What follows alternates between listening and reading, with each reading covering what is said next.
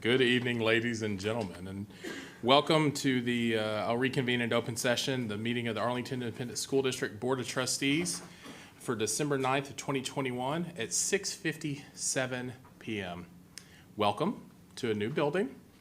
We're going to start with patience. If we have any problems with anything, if we have to do sound checks or anything, we have honored to be in such an amazing facility. And I just have to thank the staffs, first off, Frank and all the team, for all the work that it takes to go into moving a meeting to a new location. So thank you both for that, and we will address a meeting tonight. So with that, members of the public are encouraged to participate live and in person, and also by watching the board meeting at AISD.net. One or more trustees may participate in the meeting via video conference call. A quorum of the board of trustees will be physically present at the administration building. Ms. Mays, I see you online, and Ms. Mays, our president, could not be here tonight. She had a minor medical procedure, so she is calling in from her house this evening there. Thank you, Ms. Mays, President Mays, for being here tonight. I'll try to do it justice this evening. Members of the public may also access this meeting via website at AISD.net. Our board meetings are open to the public. We're going to welcome everyone and thank you for participating. They are open to the public. It's a meeting. We have to conduct business. Disruptions will not be permitted. We will start our meeting with the opening ceremony. One of the things we're working on, the flags haven't been delivered over just yet. So please look for our virtual flag that we'll be having here. And please join Dr. Cavazos in leading us in the Pledge of Allegiance. Please stand and join me in the pledge. I pledge allegiance to the flag of the United States of America and to the republic for which it stands, one nation, under God, indivisible, with liberty and justice for all.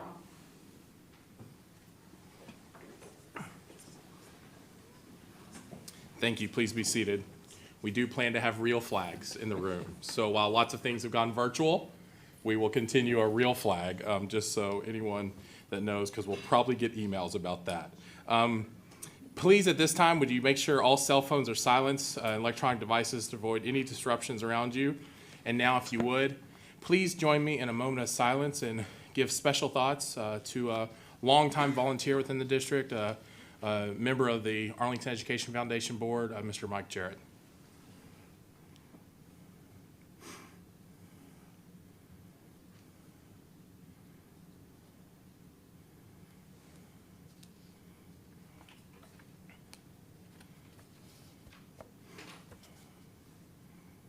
Thank you. The first item on our agenda tonight is program and presentation. I think I see. Okay, the first group we have is student performance by the Seguin High School. Here they come. Y'all were hiding outside. I didn't see y'all sitting out there. The student performance by the Seguin High School Choir. Sorry, Ms. Foster, go right ahead. Thank you. Greetings, Vice President Hogg, members of the board, Dr. Cavazos, everyone here in person, and everyone watching online. You're in for a very special holiday treat tonight. Compliments of the One Seguin High School Chamber Singers. They're a select group, majority of upperclassmen chosen for their superior performance and sight reading skills, as well as their positive character and commitment to choir. They're under the direction of Callie Massey, an Abilene Christian University graduate in her 4th year at Seguin, and Elena Ice, a TCU graduate in her 3rd year at Seguin High School. Tonight, the chamber singers are going to be performing Sing We Now of Christmas, a traditional French carol dating back to the 15th century. They're thrilled to be here, and they wish all of you a very happy holiday, and we wish the same to you. Take it away, chamber singers.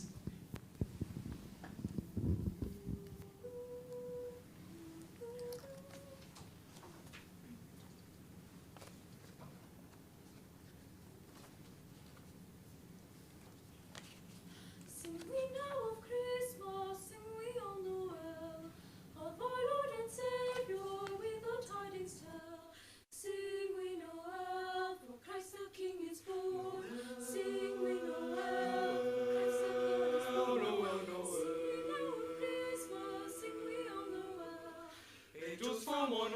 say, shepherds come and see.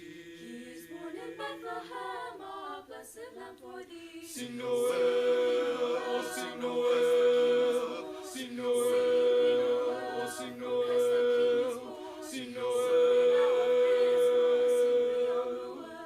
Shepherds found the child lying in a manger stall. So now sing we Noel, for Christ the King is born. Sing we Noel, for Christ the King is born. Sing we now Christmas, sing we all Noel. Magi orientals journey from afar. They did come to greet him, neath the shining star. Glory to God, for Christ the King is born. Glory to God, for Christ the King is born. Sing we now Christmas, sing we all Noel.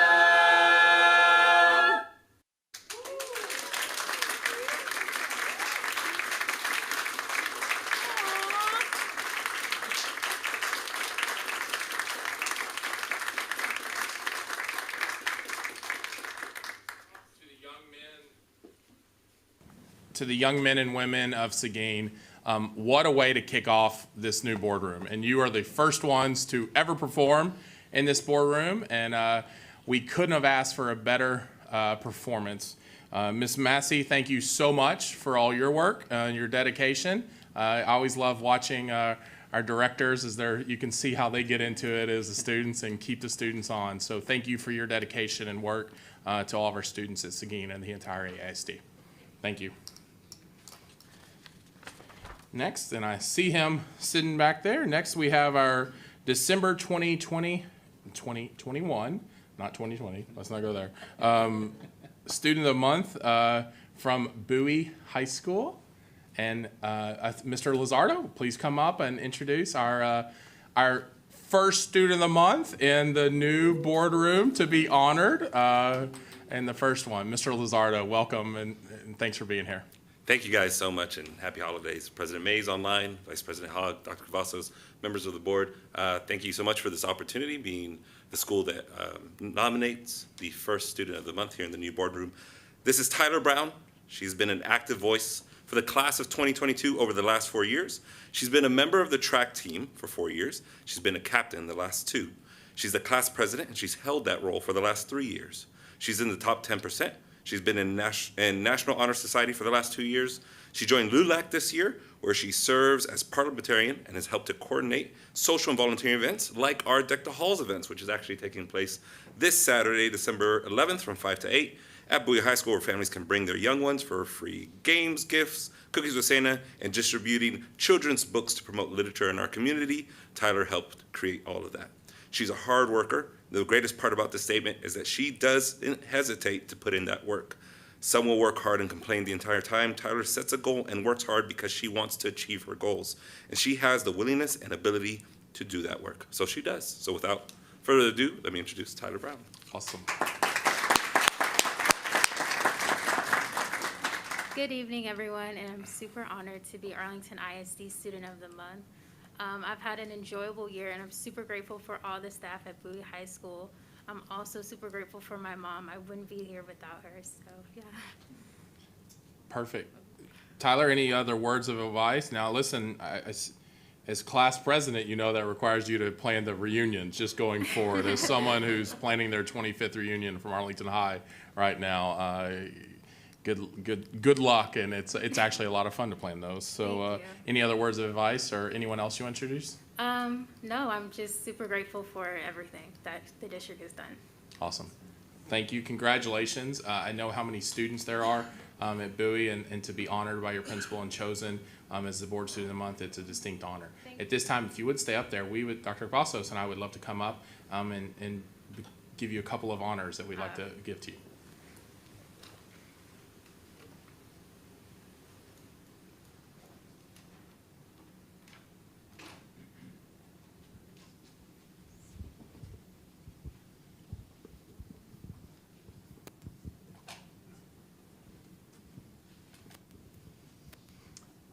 Tyler, I don't know where to do it. Let's just stand up here. We have not worked out those logistics just yet, and we'll do that. Tyler, on behalf of the board, you'll see we all wear board pins. It's a distinct honor that can only be given out by board members. We want you to wear this with pride. You can wear it, you can put it on your backpack, you can put it in your car, you can wear it on your badge every day if you like, whatever you'd like to do, but it's just an honor to remember that you're an outstanding student and a proud representative of the AISD. Congratulations. And Tyler, this is for you as well as a remembrance of today, and I'm just very, very proud of you and the example that you are for many, many students. And so continue the great work. I know you have a bright future. This is for you, and congratulations again.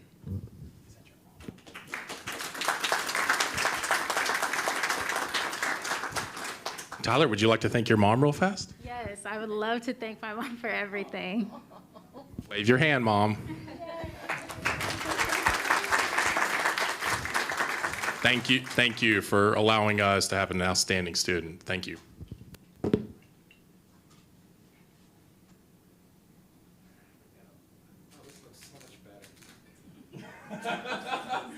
That says a lot. Congratulations, Tyler.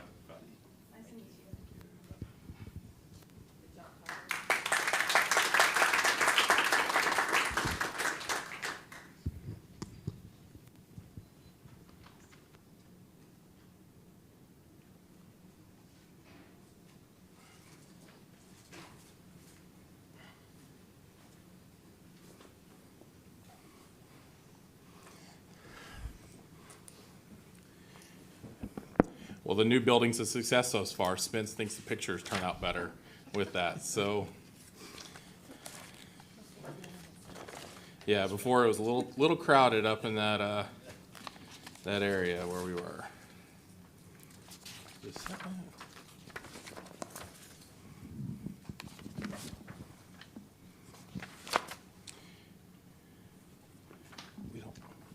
Dr. Vassos, do we have any administrative ratifications? We do not tonight. Next, we come to open forum for agenda items. As stated on the posted agenda, members of the public who desire to address the board on this agenda are required to register at AISD.net no later than 3 p.m. the day of the board meeting. Ms. Benjamin, do we have any requesters registered to address the board agenda items? We have one registered speaker this evening, Ms. Cindy Calaluca. Perfect. Cindy, we knew you would come find us, and we're welcoming having you come in. So, Cindy, let me read this. Just continue. Welcome, Ms. Kaluka. And this is a routine part of the board's meeting agenda, and we regularly schedule meetings. This segment provides citizens the opportunity to share their views with trustees on items that are on the agenda. It is not intended to be a discussion or debate, and trustees will not reply to the speakers. Derogatory comments, which I know is no problem with you, will be aimed at an individual, will not be tolerated. Personnel matters are not appropriate subjects for open items. You'll have 2 minutes to speak, and Ms. Benjamin will notify you, and our calculator up there actually says, and eventually you may have the clock on the wall. We'll see about that before time is up to end your presentation. Cindy, welcome. Please go ahead and start. Thank you. Well, Merry Christmas. My gift to you is that I did not write you a long email this time. Yay. I wanted to begin by saying thank you for giving bonuses. I know that everyone is struggling, and that means a great deal to us. I'm going to keep it simple as I ask you to do 3 things. 1, please switch back to skills-based report cards. It will be simpler, make them simple, and switch back to some skills-based report cards. It'll help the parents, help the students and teachers, and save us a lot of money. Number 2, take all the people we've got and all the resources we've got, feed it to the kids. We need dedicated tutors, dedicated teachers, and by taking away all of the extra trainings and coaching and things that we're putting with teachers, we can use those people to be teaching our kids.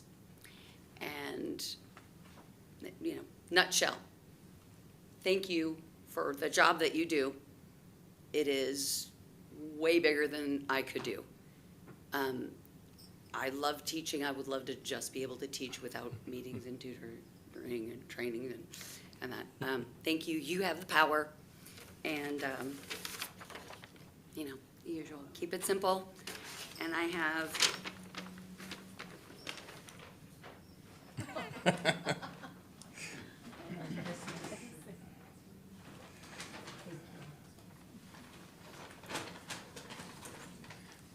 Thank you, Cindy.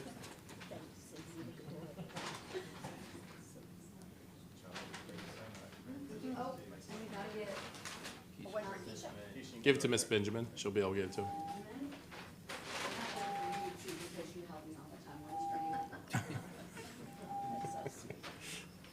Cindy, thank you so much. Thank you for the open dialogue as always and open discussion. And thank you for the service to our students and the hardest job out there of teaching. Thank you so much for that. Next, that's the end for our open forum for agenda items. Ms. Benjamin, no more speakers, correct? Thank you. Next, we'll move to action items. Go back to my page. Next, we'll move to action items. Action item A, Dr. Cavazos, bond issues. Thank you, Vice President Hogg. And tonight we bring several items related to bond issues. And so I'll ask Ms. Moss to introduce the item and also introduce our special guest as well. So Ms. Moss. Thank you, Dr. Cavazos, Vice President Hogg, President Mays, and trustees. In November of 2019, AISD voters approved a bond proposition in the amount of $966 million that was based on recommendations made by a capital steering committee. In March of 2020, the district issued the first installment of $311 million. The second issuance was March of 2021, using $194 million of the voted bond authorization. This action item calls for the approval of a resolution appointing consultants and underwriters and directing staff and consultants to prepare for the third bond sale using approximately $197 million of authorized bonds. The district financial advisor, Mr. George Williford with Hilltop Securities, is here, and he'll present to you a brief presentation about the Series 2022. George and I have worked in two districts now for probably the last 4 years. He's very knowledgeable of bond issuances, and it's a pleasure to work with him. So he's going to present a brief presentation to you. Mr. Hogg and Dr. Cavazos, members of the board, you should have at your desk or at your places a hard copy of the presentation that is also projected on the screens as well. I'll try to advance this. This is routine from the standpoint that it replicates really what the annual practice when the district has voted authorization and plans to issue has been. And when we're talking about our calendar year issuance, normally late November, December board meeting, the board will take this action to put the whole process underway. And as Darla just said, what's planned is roughly $197 million, as it shows on the material. 196.94 is what we have modeled, and that is comprised of 18 million, slightly over, for technology, a little over $1.3 million for fine arts, 2.2 for transportation, and then the bulk of it, 175 million for facilities. And we break it out that way, which has been the practice for the district to adhere to the uses that it was not only authorized, but also the repayment conforms, because technology is structured to be paid out over 5 years, and then both the fine arts and transportation have shorter repayments, whereas the facilities have a full 30-year retirement. And after this issuance, there'll be a little over 263 million left out of the 966 that was voted, and it's planned that that will be issued. About 143 million in 2023 is what's been modeled, and 120 million or so the following year, and that would exhaust the current voted authorization.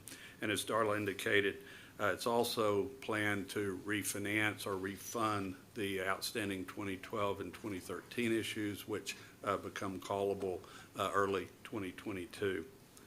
As you'll see, what's recommended, the calendar is such that this would, everything would happen, you'll see the detailed calendar in a minute, so that it could be brought back to the board for formal approval of sale and authorization of the issue on the February 3rd meeting.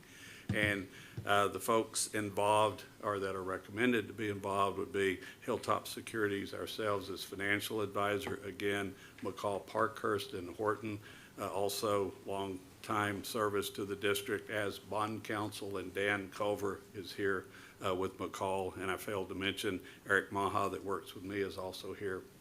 The underwriting syndicate, and that is something that does or can change from time to time, depends on participation, relationships, also the size of issue with regard to how many firms really are needed or optimum to be involved. In this case, the recommendation was that 5 firms made a good syndicate because it is a reasonably large issue. And so what Darla and Alice have gone through, really a lot of diligence and research. We've provided them with data and so on, and they have recommended that Siebert Williams, who served as senior manager last year, be senior manager again, and then that the co-managers be Frost Bank, Piper Sandler, Raymond James, and RBC. And all of them have history with the district as well, and I believe you should have a copy of a memo that went through some of the justification or basis for the recommendation. What we've included is a projected debt service schedule with respect to this issue, that you'll see the purposes are paid, you know, according to what I went over and the repayment term. This uses an interest rate of 3.37%. I'll let you know that as it stands, that's 100 basis points, if not maybe a little more higher, hopefully, than where current market or real market rates are. So we're trying to be, even with respect to this only being a couple of months out, conservative still, and we'll start tightening and modeling and bringing that together. The next page really illustrates the refunding opportunity. It's a 65 million or 75 million, beg your pardon, total of principal. 11.17 of that is the 2012 issue.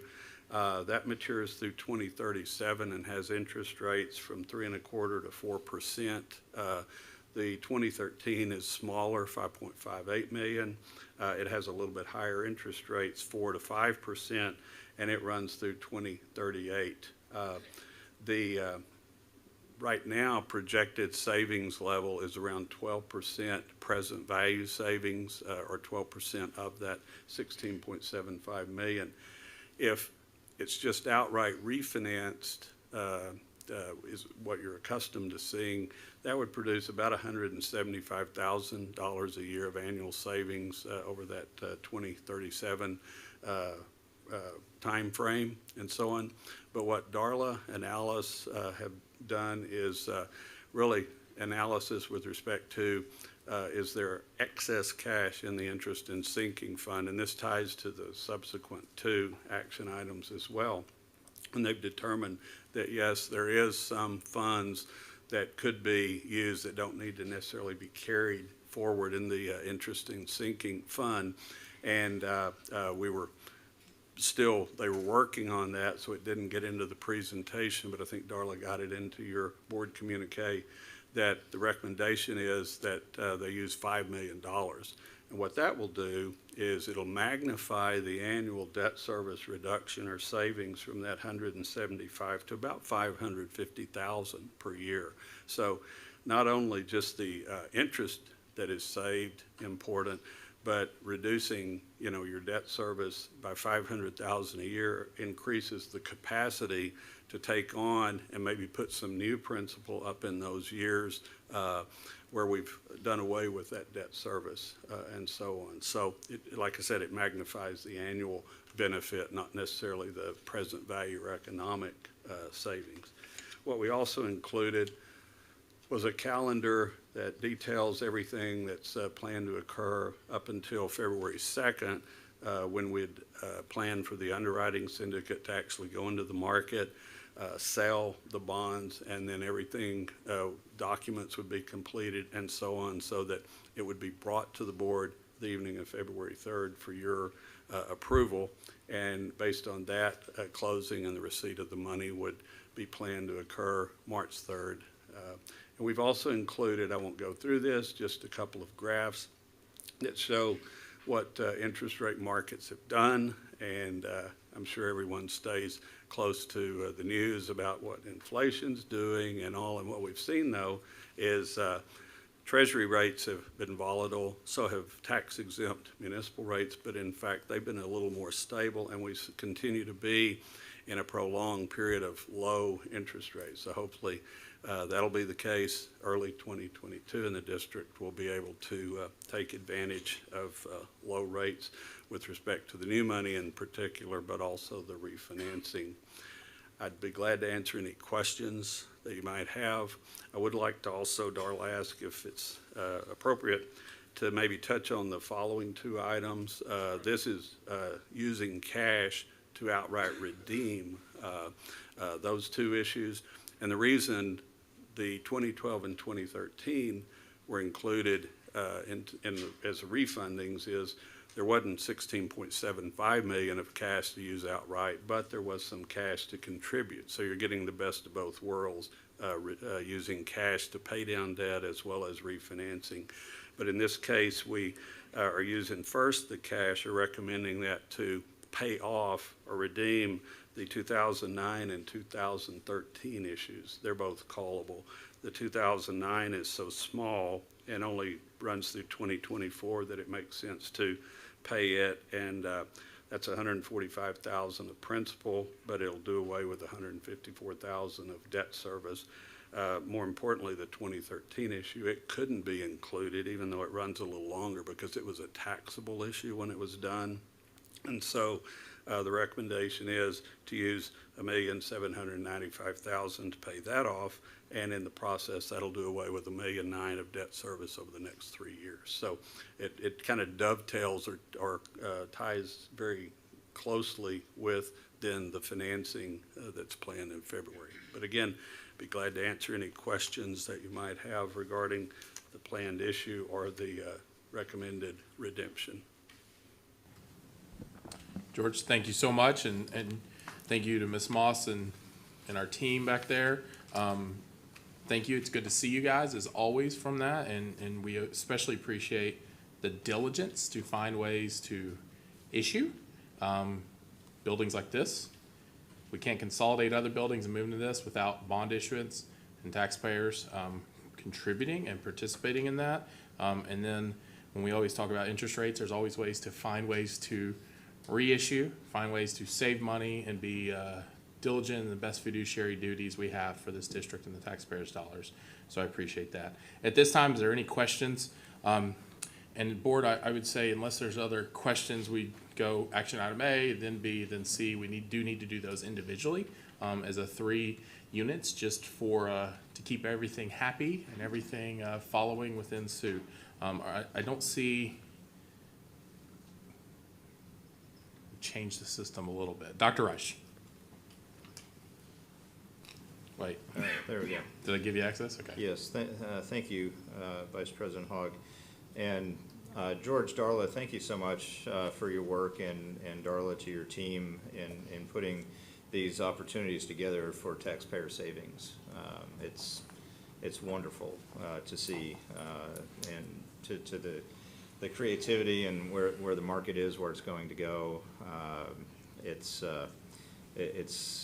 always something that voters are always concerned with, as far as what our debt is, the debt load, and any opportunity that we can turn that debt into extra savings for our taxpayers, which you're demonstrating here tonight. Really appreciate it. So with that, I will take the action item A, and I would move that we adopt the resolution authorizing staff to proceed with the issuance of bonds in 2022 and engaging consultants and bond underwriters. Perfect. I have a motion by Dr. Reich. Do I hear a second? Second. I have a second by Ms. Fowler. Any further discussion? Seeing none, please vote. Well, we have Oh, we're Keisha. roll call voting. I was all excited to go with the new technology. Ms. Mays, I will start with you over there on the screen to my left. Keisha Mays, I vote yes. Dr. Rush? Aaron Reich, vote yes. David Wilbanks, I vote yes. Melody Fowler, I vote yes. Go ahead. Sarah McMurray, I vote yes. Justin Chapa, I vote yes. Bowie Hogg, I vote yes. Motion passes 7-0. Thank you so much for action item A. Next, we'll go to action item B, resolution calling districts unlimited tax refunding. Do I have a motion or any discussion? Mr. Wilbanks. Thank you, Vice President Hogg. And again, I'll echo my colleagues' comments about anytime we have an opportunity to save money, save the taxpayers' money, I'm all for it. And especially calling some of that older debt back and retiring it. So with that, I would like to move to adopt a resolution calling for the redemption prior to maturity of the district's taxable Series 2013 bonds.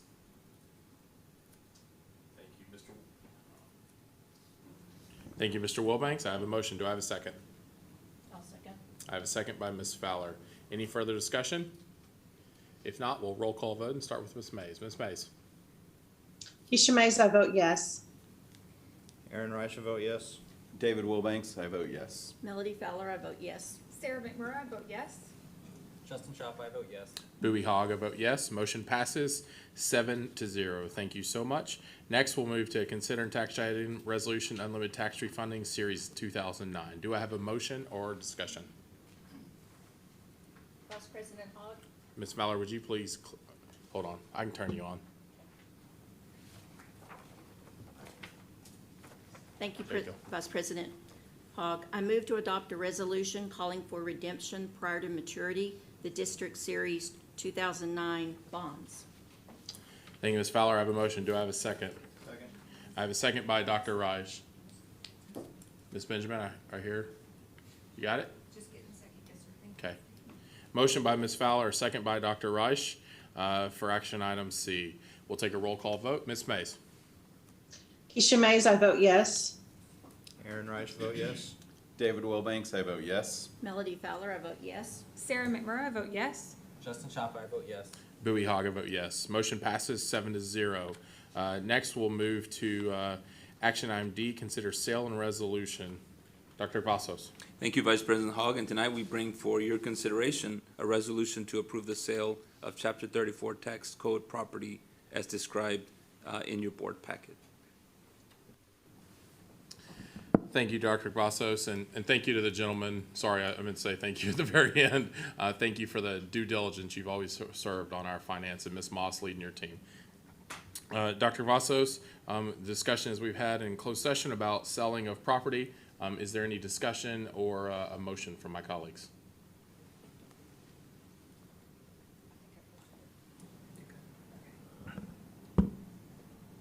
There you go. It should be on. There you go, Ms. Thank you, Vice President Hogg. I would like to make a motion for us to consider the sale and a resolution to approve the sale of Chapter 34 Tax Code property described as 2.75 acres, more or less, out of Abstract 625, Garcia Montez Duran Survey, located in the city of Arlington, Tarrant County, Texas, also known as 2600 East Park Road Drive, Arlington, Texas. And I move to adopt the following resolution. A resolution of the Arlington Independent School District approving the sale of certain real property acquired at a delinquent tax foreclosure sale. Whereas the Arlington Independent School District for itself and the use and benefit of the city of Arlington and Tarrant County acquired title to a certain tract of real estate described as 2.75 acres more or less out of Abstract 625, Garcia Montez Duran Survey, located in the city of Arlington, Tarrant County, Texas, also known as 2600 East Park Road Drive, Arlington, Texas, at a tax sale held on the 7th day of December 2004 in cause number 236-L16652-99, Arlington Independent School District, First Herman Roger Lawler, and whereas Texas Tax Code, Section 34.05A, authorizes the Arlington Independent School District by and through the president of the Board of Trustees to resale the property. And whereas the Board of Trustees is the opinion that is in the best interest of the Arlington Independent School District and its citizens that the property should be sold. And whereas Arch Bridge Company Incorporated offered to purchase the property for $150,000, which is sufficient to the minimum bid due at the time the property was struck off. Now therefore be it resolved by the Board of Trustees for the Arlington Independent School District that the president of the Board of Trustees for the Arlington Independent School District is authorized to sell, convey, and transfer that certain tract of real estate acquired at the above described tax sale to the Arch Bridge Company Incorporated for the sum of $150,000, which sum will be distributed to the taxing authorities which were parties to the tax foreclosure sale as authorized by Texas Tax Code, Section 34.05A.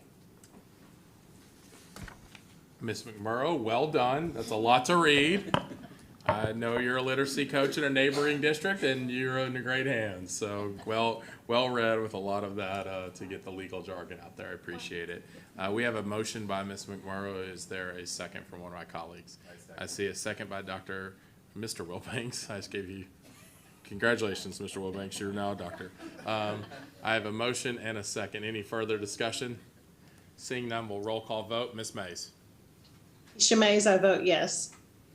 Aaron Reich, I vote yes. David Wilbanks, I vote yes. Melody Fowler, I vote yes. Sarah McMurrow, vote yes. Justin Chapa, I vote yes. Bowie Hogg, we vote yes. Motion passes 7-0. We're officially approved to sell that property. Next, we have a lot of important items on agendas, but Dr. Cavazos, this is a pretty important one to you that we'll talk about here, and it's important to our district and everyone that is in this. Next, we'll move into action item C, consider extension of the superintendent term contract. What'd I say? Tired. It's Christmas time. Action item E. Mr. Top, I'll throw it over to you. If I let you, clicking buttons. There you go. Thank you, Vice President Hogg. I would like to move to extend the superintendent's contract by 1 year and authorize the board president to finalize and sign the contract consistent with the board's decision in closed session. And before move on from that, I just wanted to say I'm happy to make this motion. I've worked with Dr. Cavazos for in my entire time on the board, but preceding that, when I was on the Citizens Bond Oversight Committee, when I was on Financial Futures, Dr. Cavazos attended many of those meetings, and I got to know him through that and knew that he was, very knowledgeable about his job, but once got involved in state level, board matters, because I'm on the board of directors for the Texas Association of School Boards as well. You learn just how important a superintendent is as a quarterback of your district. You're not just going out and hiring any other employee. It is the person who, at the end of the day, the buck stops with. And we, I think, are very fortunate to have initially hired Dr. Cavazos, who's been in the district for quite some time, continues to work with us and really a 24/7 job, even though he's been retirement eligible now for some time. But a former state superintendent of the year. We go to national and state conferences, and people know Dr. Cavazos. He's considered one of the top individuals in his field, and I believe we're lucky to have him. And my time on TASB board, I know we look at lots of superintendents and meet lots of superintendents, and I can say that we really do have an all-star in Dr. Cavazos. And so I'm happy to support this contract extension and hope that we can keep him gainfully employed with us for the foreseeable future. Thank you, and well said, Mr. Chapa. At this time, do we have a second? I'll second. I have a motion by Mr. Chapa and a second. And let me just say something to follow up with Mr. Chapa. One of the most important things we do as a board is choose who is going to be the leader of this district, the day-to-day of who's seeing every single thing we do. I was part of that group, a couple of us were, that were able to have the lucky honor to work with you before you were superintendent, to see you grow, and realize you need to be the superintendent. You've become our superintendent, and the things we were worried about before, you've exceeded and blown away. And the growth you've shown, and as Mr. Chapa said, Arlington is so lucky to have you. And I don't think the community understands the work and the diligence that goes in to being a superintendent of schools. It's maybe one of the most difficult jobs I've ever seen from the time that you spend. The support that your family gives you to be able to do this job, and while you somehow manage to keep your family happy while you're doing this job, because it's very difficult. And public education right now is very difficult. And to be a leader, and listen, the 7 of us lead from an elected official, but let's be honest, you're the leader of this district. To lead in this manner with the stability, the innovation, the calmness that you bring is unheard of. It is a difficult job, and you have exceeded expectations in a very difficult time. And as Mr. Chapa said, those of us who've served on the TASB board, we get to see it across, don't we, Mr. Chapa, across there. And those of us that work with Council of Great City Schools, we now get to see it on a national level. And I can tell you to others, you know, when you see others, and there's some other good superintendents out there. There's some, your brother's one. There's some other ones that are really good superintendents out there, but I truly believe we have the best. And it is a distinct honor to work with you and take one of the most important things we have of this job, and that is to make sure we have the right person leading our district. And I can tell you, I think we'll see our colleagues vote, but I think it's a sign that all of us believe you are the right person to lead our district during these difficult times, because let's be honest, public education is difficult right now. It's under attack, and you are the person that I want to lead this district, and I couldn't be more happy to spend the last 10 years with you, because I think this is 10 years now, correct?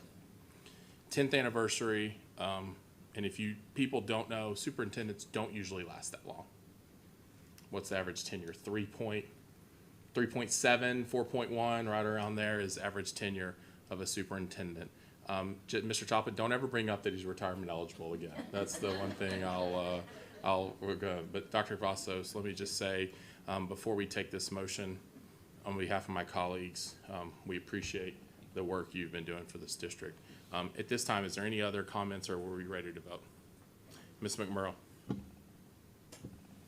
I want to echo everything that Mr. Chapa and Mr. Hogg said, and I also want to add to the long list, you know, in addition to leading with calmness and all the great qualities Mr. Hogg said, you also lead with heart, Dr. Cavazos, and I had the pleasure to experience that not only as a new board trustee the past 7 months, but also as one of your teachers. And I speak for them when I say too, you lead with heart. In addition to everything that was stated tonight, and we are truly blessed by your leadership. Thank you. Well said, Ms. McMurrow. With that, we will take the item to vote. Just be nervous for just a second, Dr. Vassos. At this time, we'll take a roll call vote, and I'll look over to our president, Ms. Mays. Thank you. I wholeheartedly vote yes. Dr. Reich? Aaron Reich? Don't give me a Vote home, yes. Dr. Reich. David Wilbanks, I also wholeheartedly vote yes. Melody Fowler, I vote yes. Sarah McMurray, I vote yes. Justin Chapa, I vote yes. Bowie Hogg, I vote yes. Dr. Vassos, the motion passes 7-0. We are lucky to extend you for another year and continue our leadership. Any comments you'd like to make, Dr. Cavazos? Thank you.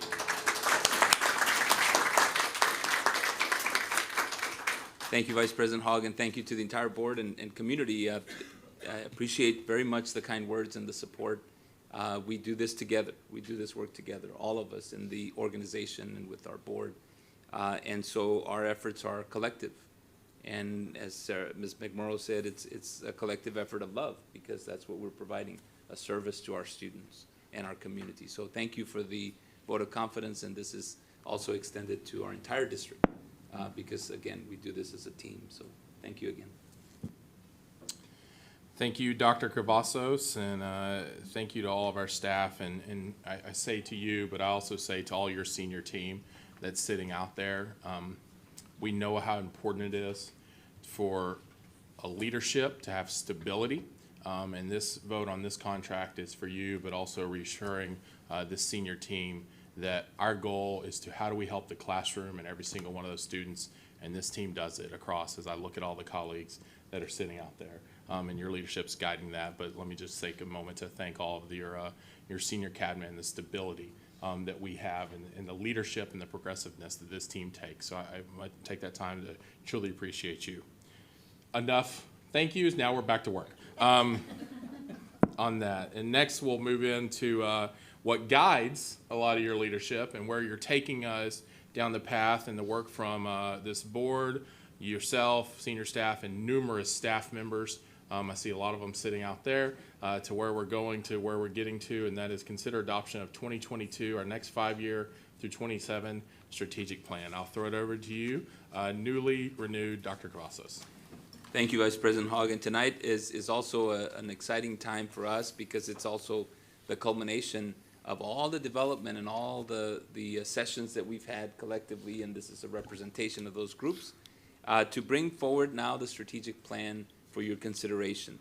You know this strategic plan well already because you've been a very important part of developing it and designing it and giving us feedback and helping us through this process. So again, this is a collective effort, and I'm just so proud of all the people who were involved with this, but all the feedback, all the people that answered the surveys, our community, for their assistance in this, because this really guides the direction of our district for the next 5 years. Knowing that it's a living document that we will continue to tweak and adjust because that's what a strategic plan is. But I'll tell you, it's really important to guide our organization. So with that, I'm going to turn it over to Dr. Wirtz, who's going to lead us through this presentation, but also some of our committee members are going to help with that. And they're looking forward to that. They've been waiting for a long time to be able to present to the board. So here they are. But Dr. Wirtz, you'll start us off. Always need to be nice. So good evening, President Mays, Vice President Hogg, members of the board, Dr. Cavazos. Thank you for inviting us here this evening to share with you a proposal for the next 5-year strategic plan. As Dr. Cavazos mentioned, this was developed and designed with in a collaborative way with many, many stakeholders, a few of which are here tonight to help present. I'd just like to introduce them first before we get started. We have Stacy Williams, who teaches social studies at Lamar. Sitting next to her, we have Jennifer McNair, who teaches English at Martin. We have Jeanette Reza, which is a elementary teacher at Blanton. We have Katina Martinez, our principal at Short, and then Steve Simpson, which is our director of TI Squared Department, Technology, Integration, Innovation. They change their names so often. And then, of course, we have Dr. Crystal Cross here with us, which represents Engage to Learn, who was our facilitator throughout the process. So they all will have a role in the presentation, so I thought I would introduce them first. But they are just a few of many, many people that participate in this process. We included feedback and opportunities for members to participate in all stakeholder groups.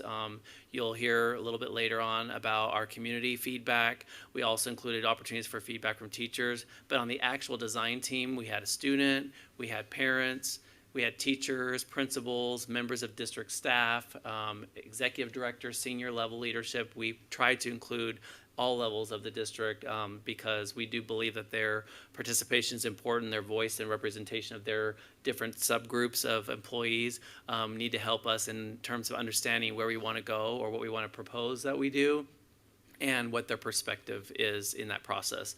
This is just a quick picture that gives you a little bit of an insight of what that was like. In our workshop that we just recently had, the facilitator mentioned that we almost wallpapered the wall with all sorts of Post-its, and you can see a picture in the far right-hand corner of what that looked like. But that was just an example of all the thinking and collaboration that went into this process over multiple days.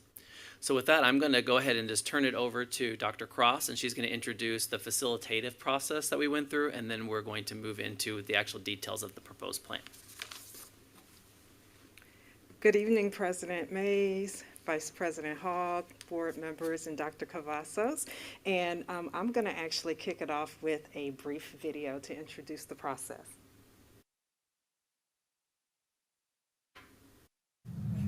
Do y'all do silly photos here? Is that a thing? Okay. All right. Totally fine.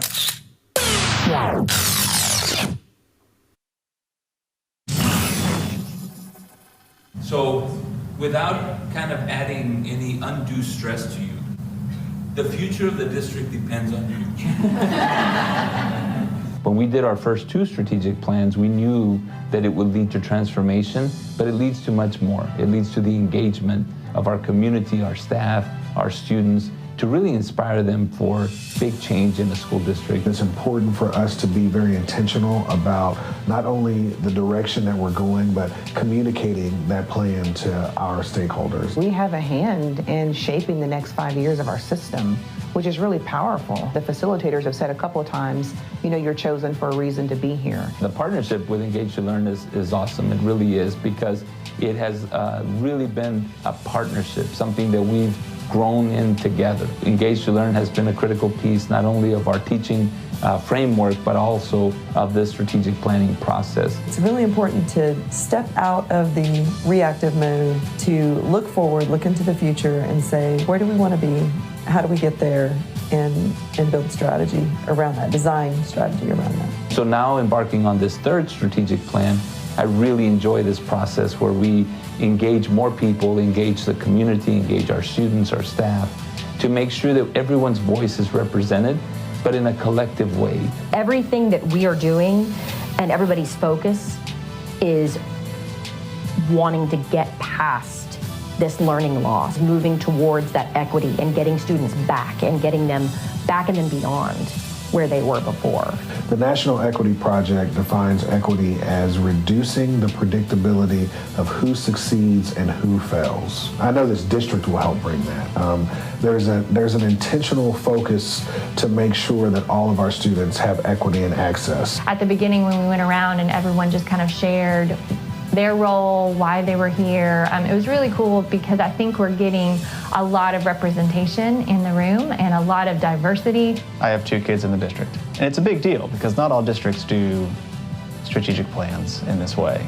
So for Arlington to have the vision of looking forward 5 years and saying, this is where we'd like to be, I think it's really neat to be a part of. Student voice is absolutely necessary, and we know that. The insight, the things that resonate with them, the gaps that they see in our system and the teaching and learning and the successes that they've had, the aspirations that they have, all those things are really reinforcing to this process because it tells us that ultimately we're serving them. Everybody's voice matters, and it's very important for the student body to be here to represent the students and how they feel. Everybody gets to listen to how our learning is, how our environment is, how we feel about certain things. Now that we have so many opportunities for kids to engage in that didn't even exist back in 2013, how do we make sure now that they're not only enrolling in those programs, but that they persist in them and that they're actually successful in them and that that success is equitable across the system and not dependent upon your background. It'll be really cool to see what happens over the next several sessions and where we actually land. We can look back 5 years from now and say, I was instrumental in helping identify areas of opportunity and strengths that we have in our system, and then strategies to be able to help support the implementation over the next 5 years. So that's legacy work. I'm very optimistic in the future of Arlington ISD. With this plan that we're creating, it doubles down that effort, that vision, that collective force that we have in our district to serve our students exceptionally well so that their success is the success of all of us.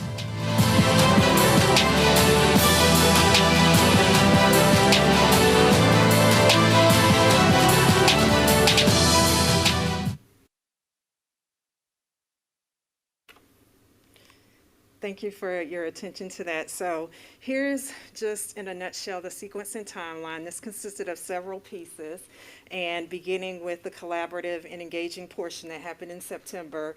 Then we'll talk about that in just a moment on what that looked like. And then the design team and create team came in October and the lead team in November to get to a proposal in regards to a strategic plan with E2L, these are principles that are very important to our model, and all of these principles happen throughout the entire process from the beginning to the end. And as you can see, community-based is one of them. And we'll talk about that community portion and how that is embedded within the plan in just a moment. So with the engage portion or the engage stage of this process, there are several different things that happen to make sure we get input.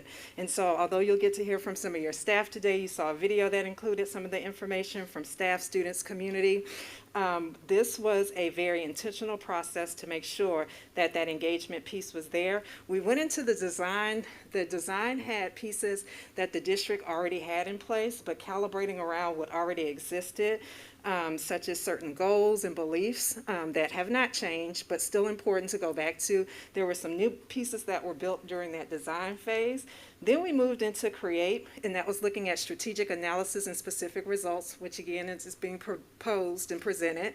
And then we got to the 5-year timeline based on the goals or the strategies that were selected, all of the things that it would take to achieve those goals. Then what would be the timeline across 4 or 5 years on how that wanted to roll out? So several stages. The community engagement portion. We had the summit participation, 137 participants, open to all.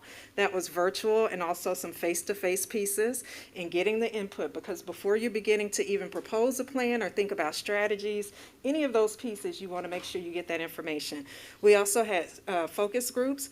Focus groups were groups that were homogeneously grouped. So there were students, teacher groups, and just that group, and time to kind of talk through pieces to get their input in regards to this work. And then if you couldn't make the focus groups or the summit, there was a survey that went out.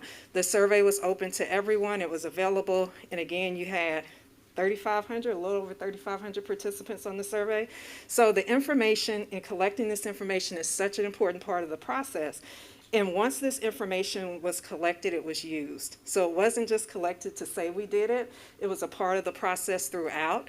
And as the different stakeholders were working on developing this strategic plan that they are proposing, they kept the information in mind. There's a data report that comes from all of this information that was shared, and they kept going back to that to calibrate on that information.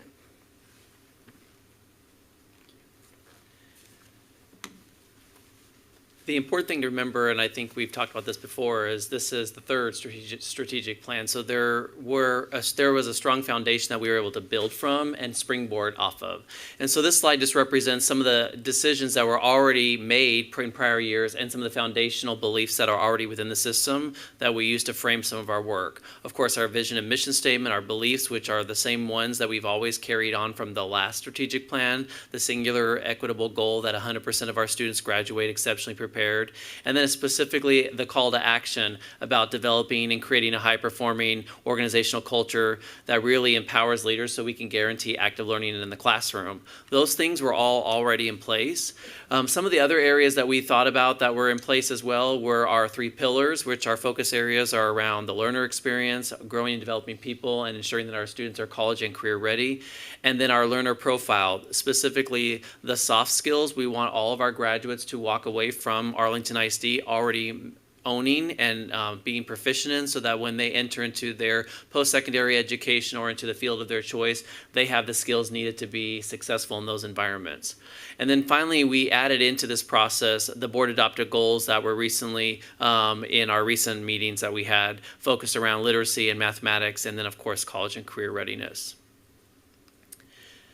These things are all based on what happens in the classroom. And in Arlington ISD, we've adopted 12 focused best practices that are intentionally designed to provide our students with a specific type of learning experience. Our belief is that if you provide teachers with the coaching that they need to master these best practices, and then you put those best practices within a specific sequence, which we call active learning cycle, that sequence of those best practices generates a hands-on, investigative learning experience where students can have ownership in the learning process. We also have embedded as part of our process the cultural tenets. There are 6 cultural tenets, and they are also linked to our leadership definition, which specifically articulate the specific behaviors that we believe that if we embody in our system, both at the adult and student level, that we can create that kind of environment where students can master their standards and those soft skills that we were mentioning earlier. And then finally, we know all of this can only happen if there's strong leadership. As we've heard many, many times, second only to teachers is the leadership in the buildings in terms of student outcomes. And we believe that need for strong leadership goes beyond just the campus. It's all across all parts of the system. If you're an adult in the district, you are a leader. You're either a leader of self, a leader of others, a leader of the organization. So this leadership definition is a culmination, as you know, of many years of work, and it's really focused around that third band of growing, developing people, and the cultural tenets are around those components. The way the strategic plan is designed is around 3 specific things. There are strategies, there are specific results, and then there are action plans. And the idea around a strategy is I kind of think of it as what's the big idea? What are the bold things that you want to do as a system that will actually help you to achieve extraordinary kinds of results? The specific results are more like checkpoints. They're moments, they're data points that you can use along the way, or smaller breakdowns of actions you can take that if you accomplish those things, you'll actually result in having accomplished the strategy.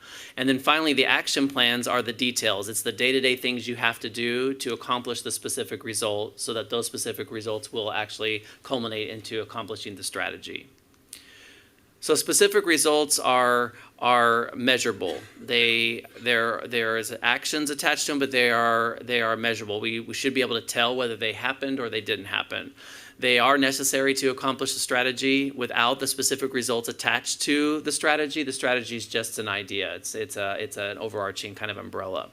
You'll notice in the specific results, they start with a verb. They're not a plan to do something. It actually starts with an action word, insinuating or articulating the fact that there's an action that's going to happen.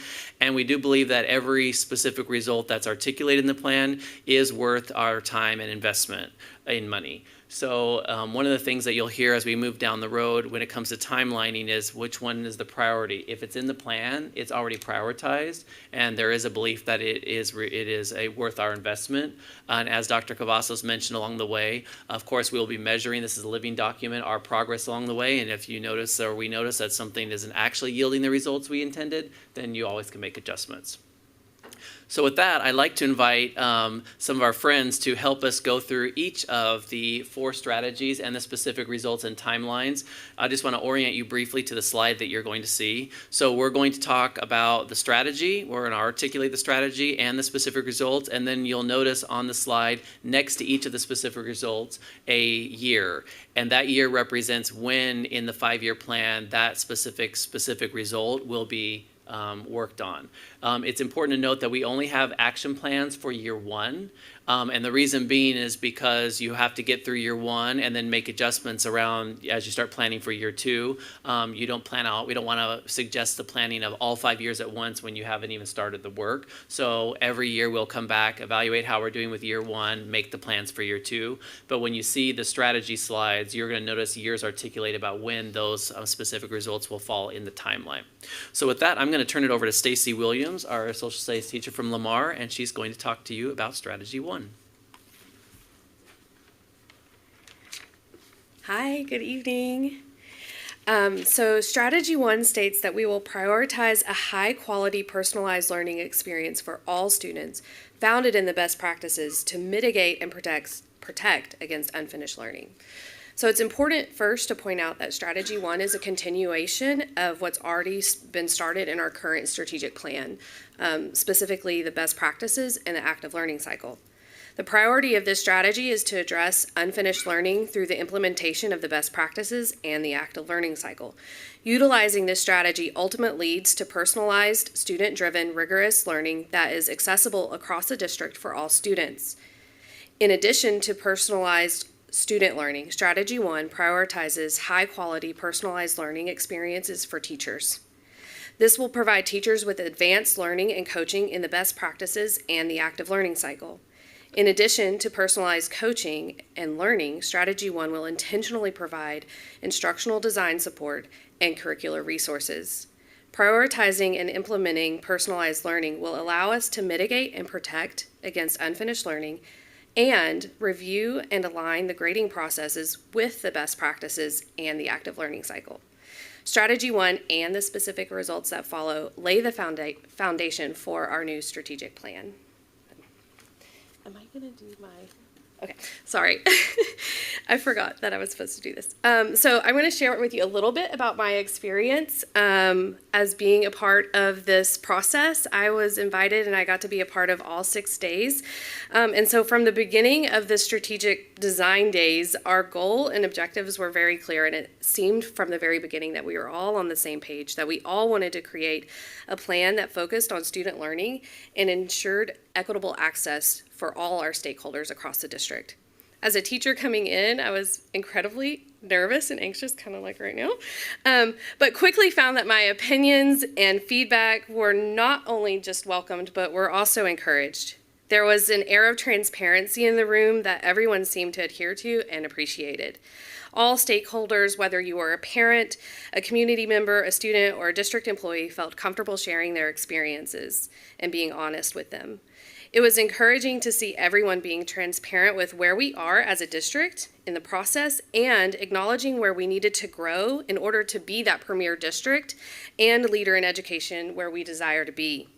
This element of transparency and willingness to be vulnerable allowed us to create the comprehensive strategic plan that you're getting to see tonight.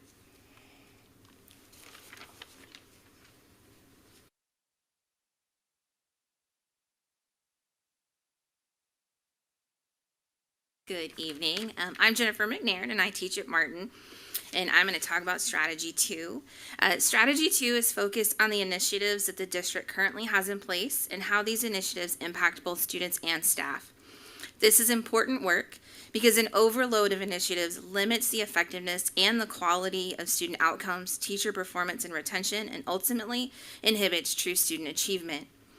In an effort to increase student achievement and reduce burnout, Strategy 2 will establish a system for evaluating and prioritizing these initiatives to ensure that all initiatives are aligned with district priorities and ensure an ongoing return on investment for programs and initiatives implemented across the district.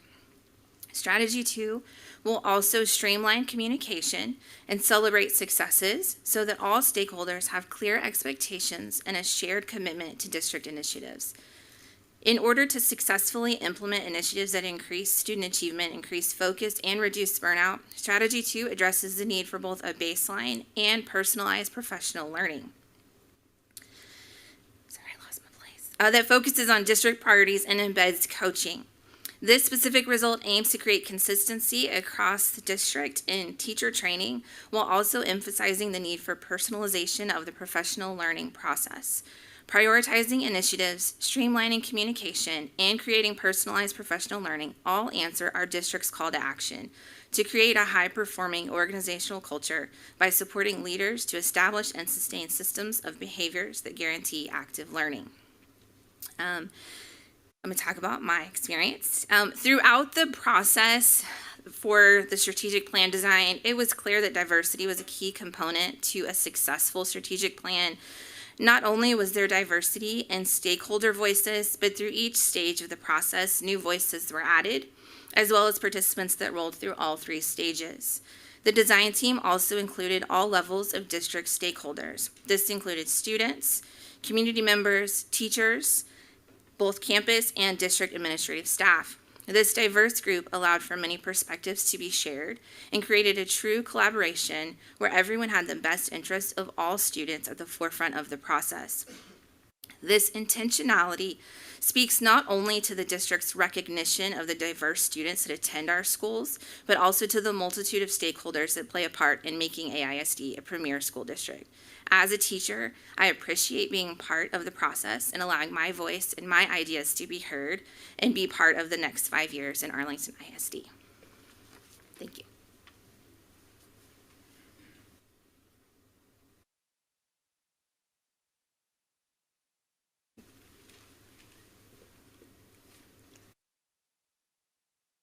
And you're going to get 2 of us for strategy 3.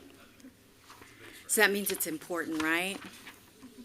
So I'm Katina Martinez. I'm the principal at Short Elementary, and I just want to start by saying how privileged and honored I was to be able to participate in such a meaningful process. To have such an impact over 5 years is extremely important, and it is important to really hear the campus perspective. And so as a principal, I really appreciated that my voice was heard.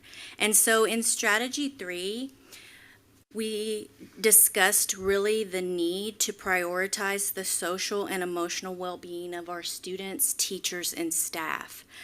I think that you will see in most of the strategies how the pandemic is woven into our strategies because we felt like that was important. We couldn't shy away from acknowledging how the pandemic has affected our district and our communities and our students and parents and just teachers and staff. And so that's where you see the real importance of that because we know that it really does impact learning. And so you have to own that.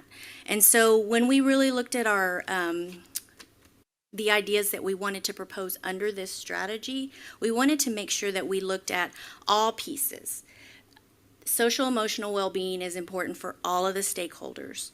So first of all, we talked about expanding, differentiating, and monitoring resources for students and staff to ensure that they have social and emotional health, that they're healthy in that area. And so this was a way for us to really gauge in year 1, where are we? How are they feeling about being in our schools? And so that was really important. And then we talked about implementing differentiated learning and training for staff, students, parents in effective strategies for SEL and PBIS. We need to make sure that we prepare them well to address any of those issues. So creating a district calendar was also a priority for us because we need to prioritize that time to promote the social and emotional well-being for all stakeholders. Because you say, okay, we're going to train you, but we have to give them time to also figure out where are we going to plan this? How is it going to fit in? That's really, really important. And then we talked about establishing a district-informed master schedule with options that prioritize time to promote the social and emotional well-being for all stakeholders. So that's getting us all on the same page. Master schedules right now look very different, but a focus has to be around that social emotional well-being. So that's our commitment to saying we have to provide that time to figure out where's that going to fit in. And then last was customize and design equity-based staffing allocations to account for SEL needs. We need people. We need to have additional people. It cannot be all on our teachers. It can't be all on our counselors. It can't be all on our principals or our parents, family members. It can't be just on them. It's a collective effort from all of us. So as you can see, we prioritize some of these, even though they're all very important. Where do they fit? So year 1, we talked about just expanding and gauging where we are. And then in year 2, we have to meet that need. We have to decide where is it going to fit because we have to meet the need that we just gauged in year 1. And then year 3 is a big heavy for us. There's a lot of things we want to make sure that we do. There's some quick wins with like 3.4, creating that master schedule and really doing that work. We also want to make sure that we're training and we're differentiating and making sure that we're looking at all stakeholders. That's really important. And then in year 3 also, we have to provide that staff. Can't fall on just our teachers. They have a load to carry. And so we need to make sure that we support that. So really all of those things rolling into year 3 were really important, saying that we have to get there. We have to say that it's important for us, and we have to put that work behind making that a priority in that strategy. So Ms. Reza is going to share with you a little bit about our perspective of our experience. Good evening, board members. I work at Blount Elementary, and I want to share a little bit about my experience as a teacher in this process of developing this district strategic plan. The most significant part of this whole development was the collaboration that occurred throughout the whole process. everyone's voice was heard, including students, teachers, community members, campus and district leaders, and even board members were there. There was a true representation of all the stakeholders in this plan, and everyone's perspective was acknowledged and taken into perspective. In every part that I participated, I was encouraged to share my feedback. And at first, like Stacy mentioned, I was very nervous, like right now. But slowly I was feeling comfortable because everybody wanted to know what I felt like as a teacher. And it was nice, and it was an honor to be able to represent teachers in such an important process for our district. We worked in small groups, and then we worked in bigger groups. We got together to collaborate, and we were calibrating ideas until we were able to agree upon all the different stages of this plan. As you can see, the different parts of all of this had collaboration at the heart of it. So all of us were part of it, and I felt like our teacher voices were acknowledged, and we were very well represented in every part of the plan.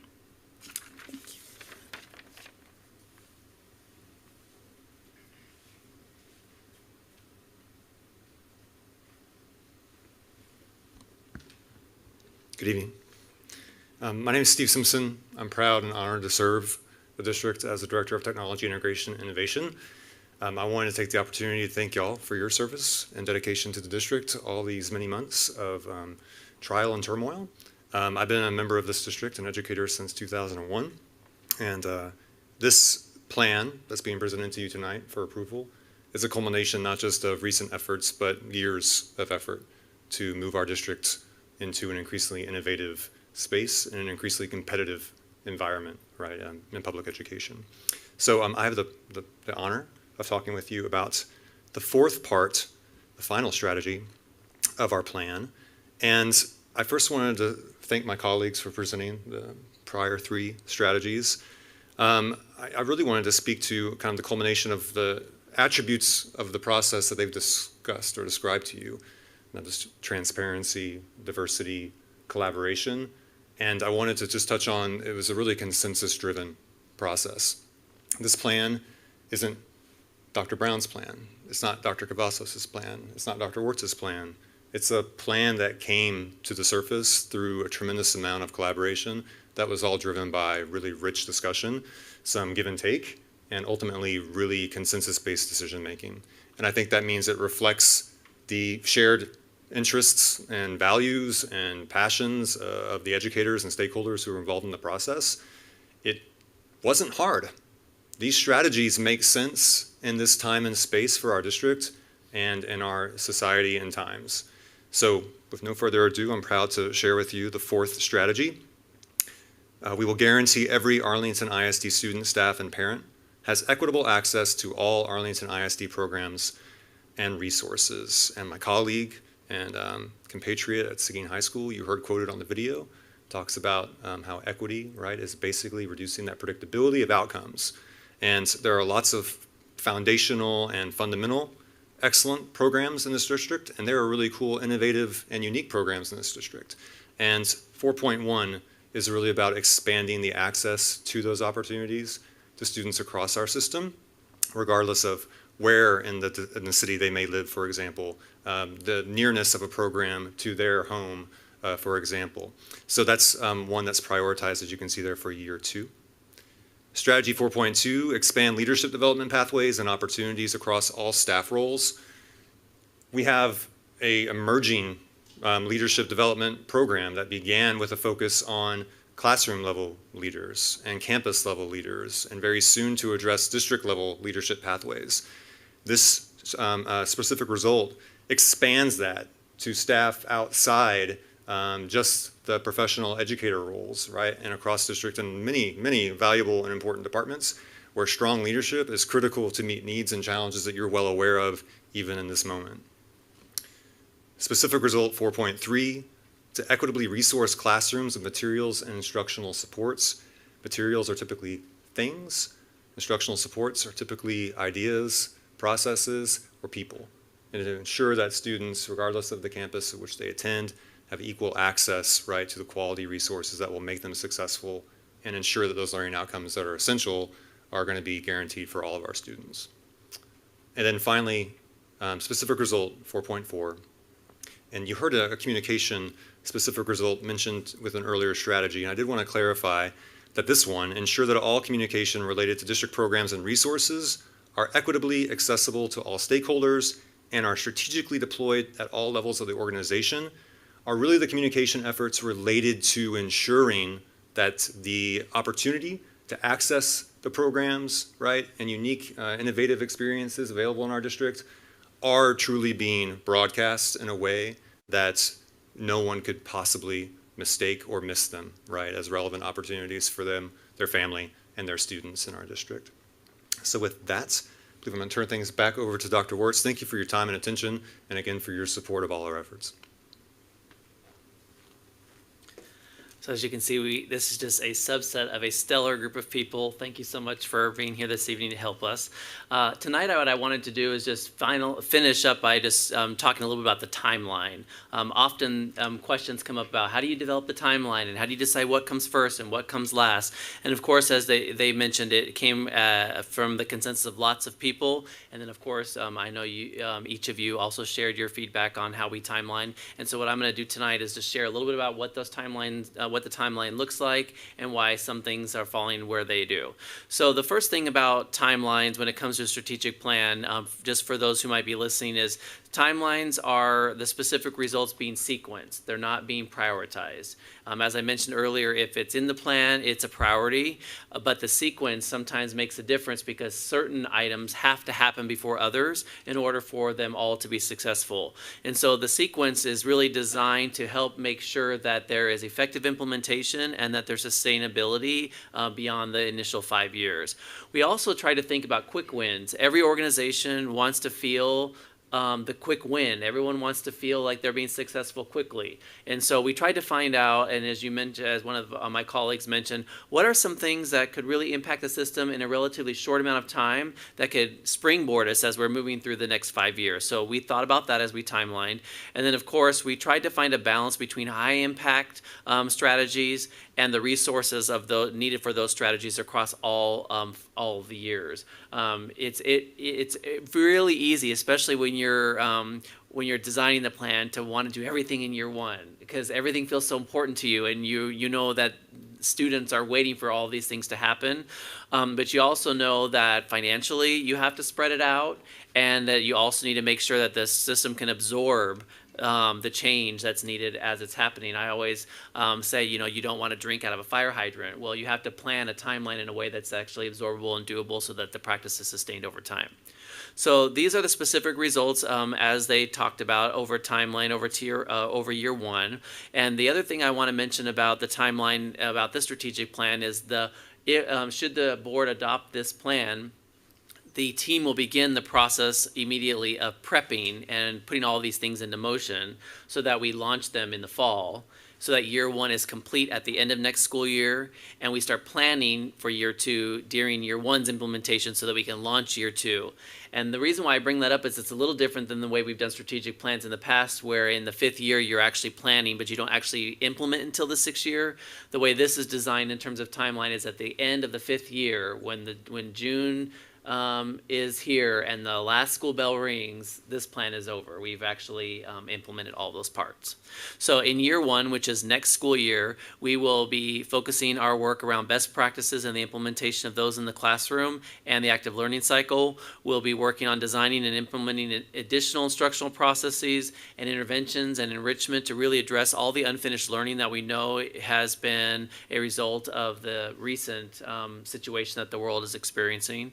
We're also going to be working on providing instructional design support for teachers, including curricular resources, how to maximize their planning time, and then a system for really understanding what our return on investment is on each of these strategies and the things that we're already doing in the district. One of the things that we have already started based on a policy that you adopted several years ago was program evaluations. Well, one of the things that we've talked about as we went through the strategic planning process was How do you prevent burnout? What are some things that have to come off the plate? You can't keep loading a plate without taking things off. And what we quickly realized in our discussion is that you can't ad hocly just start pulling things off, because you have to first know if they're working or not working. And so 2.1 is really about designing a really structured process to understand if something is working or not working, what is the return on our investment versus not, and how do we prioritize which things would in fact need to come off the plate if they're not yielding the results we're looking for. And then finally, there is a strategy that's really focused on mental health of students and staff to monitor and differentiate for those resources, knowing that as our students have come back into the classroom, as our staff is coming back to a more routine environment, there are some things that have to be mitigated because we've all just experienced something that's been traumatic for many. In year 2, you'll see these strategies, and I won't read them all verbatim since we just went through them, but you can kind of see how they landed. You're going to notice, and I wanted to call one out to you, there was a question about moving something, one of their strategies around communication, I believe, from year 4 to year 2.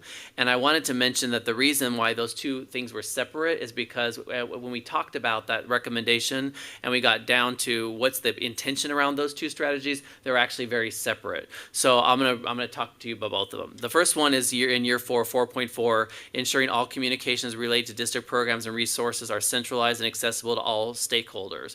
This is really what about what Mr. Simpson was talking about, which was making sure that all people knew about the programs. There are many students that we hear sometimes say, well, I didn't even know that existed. And so we're trying to think about how do we make sure there's equity across our system, that regardless of what school you go to, what your background is, that you have access to understand what we do offer so you can access those programs. In 2.2, it says create a system that streamlines communication, fosters clarity, and shared commitment to district priorities and celebrates successes. That's much more about internal communication, where we foster a system where all staff members understand what are the focus areas that we're focusing on in the district, and how do we celebrate those successes. One of the big things that actually came out of this pandemic was everyone hunkered down and focused around a couple of things in great detail. You could have interviewed anybody on any team in academic services or any teacher or person across the system, and we were all focusing on the same couple of things. So what we talked about is what's a lesson we could actually learn from that process? Well, part of the reason in a system this large where that starts to fragment is because there are so many things going on once you start to get back to normal life. And so the question that this strategy really tries to address is how to make sure there is a strong system in place in the system so that everyone can articulate very clearly what are we focused on, how does that relate to the work that I do every day, and how can we make sure that we're acknowledging and celebrating the successes that are happening in relationship to those items. So that's year 2, district calendar, expanding access to specialized programs, equitable resources across the classrooms. And then year 3 is about differentiated training. Again, as Ms. Martinez mentioned, 3 of those strategies are really focused on SEL. And just because there's a bulk of them sitting in year 3 isn't that they aren't a priority. You'll notice that we have a one that's already focused in year 1 about differentiating resources for kids who need it. Year 4, one that I'd like to highlight is reviewing and aligning the grading process. And this was a really good discussion that we had. And there is a strong need to do this in Arlington ISD. The reason why it's in year 4 is because in order to move to a grading process that's mastery based, meaning that the grade you receive reflects your actual mastery of the content and not necessarily just the average of all your mistakes along the way, there are best practices attached to that. So if I was to show you the slide of the 12 best practices, specifically the ones that we're focused on right now, which are the first 4, there is this whole concept of mastery and how do you measure mastery, how do students understand their own mastery, how do they understand where that mastery is in relationship to where they're trying to go. Once that concept is really solidified by both staff and by teachers, then you've created the foundation with that understanding of how to discuss now what relationship does grading have to that concept. Outside of that deep understanding, it turns into really moving back into old school thought about taking grades and the subjectivity to grades, which really turns into what we already have in many, many systems across the United States, which is a more subjective measure and not really one that tells a parent or the student themselves truly what their level of mastery is as the standard defines. So our belief by the committee, the design team, and we had a lot of discussion about this, is if you give time for us to finish the implementation of the first best practices, which is a 3-year process, year 4, we're geared up to really have a deep discussion and to really address grading in the way that it needs to be.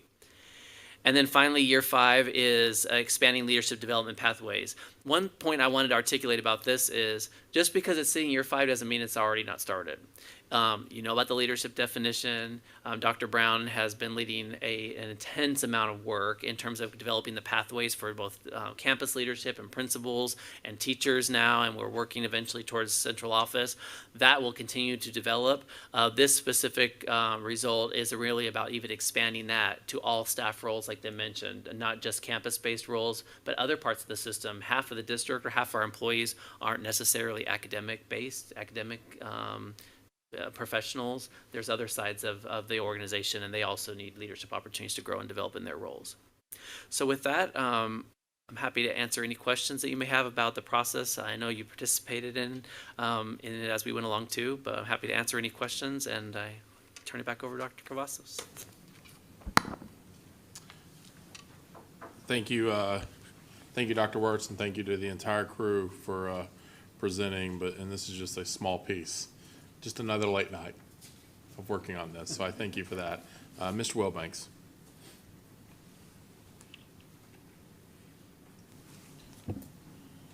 Thank you, Vice President Hogg. And first off, to you and your team, everyone from the company that we had facilitate this, hats off to you, kudos.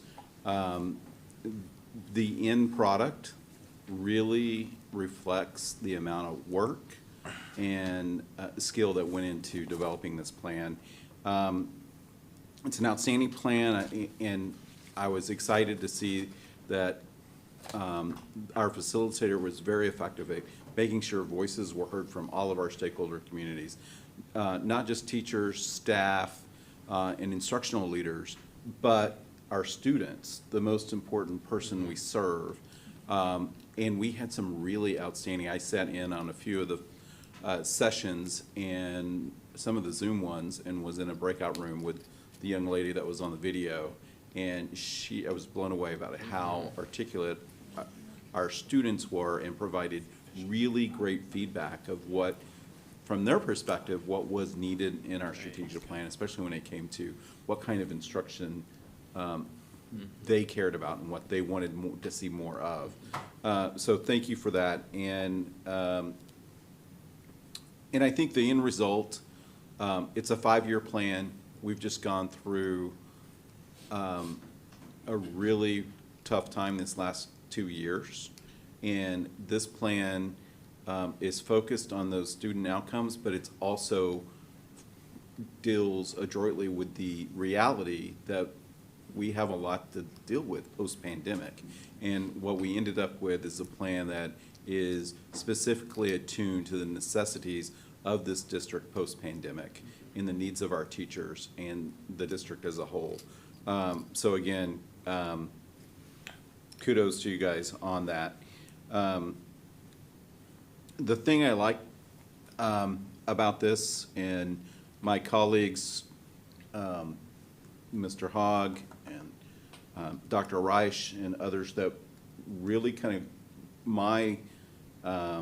when I moved back to the country, it was around the time frame that you guys developed the first strategic plan, and a lot of effort went into that, and that really was transformative in this district and how we operated. And then followed on with the last strategic plan, and I'm glad to see that there's a lot of great work that went into those 2 plans. I'm going to scroll up for my notes here. But one of the important things is our North Star goal that drove those first 2 plans has not changed.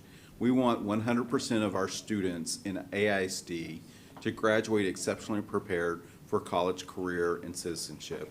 That has not changed. Our mission as a district has not changed. And the vision that Arlington ISD that will be a premier district and a leader in education has not changed. And so we took those things that really were important then, and they're still important today, and those were the genesis of this plan. And then the reality is, things have changed. We also have a lot of other top-level strategic things that we need from to look at from a board perspective in terms of our role as a board being the student outcome goals that we need to be focused on and that we should be focused on are incorporated in things like how we hold the one employee we're charged with hiring and firing, Dr. Cavazos, and how we hold him accountable. And so there is a lot of alignment there.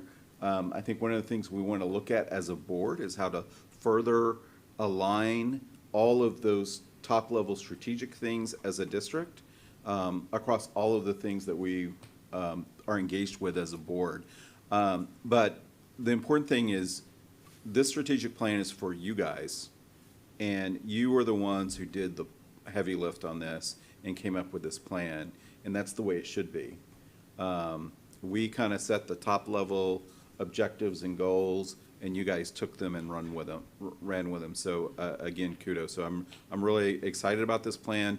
I really want to thank each and every one of the rock star that, I don't know if you have that slide of all the participants of the design team, but there's some real rock stars in each and every one of those members, from the community members that were involved, but our own staff and leadership. So again, I think nothing against my two colleagues that were involved in the last two plans, but I think this is the best one by far. So again, thank you.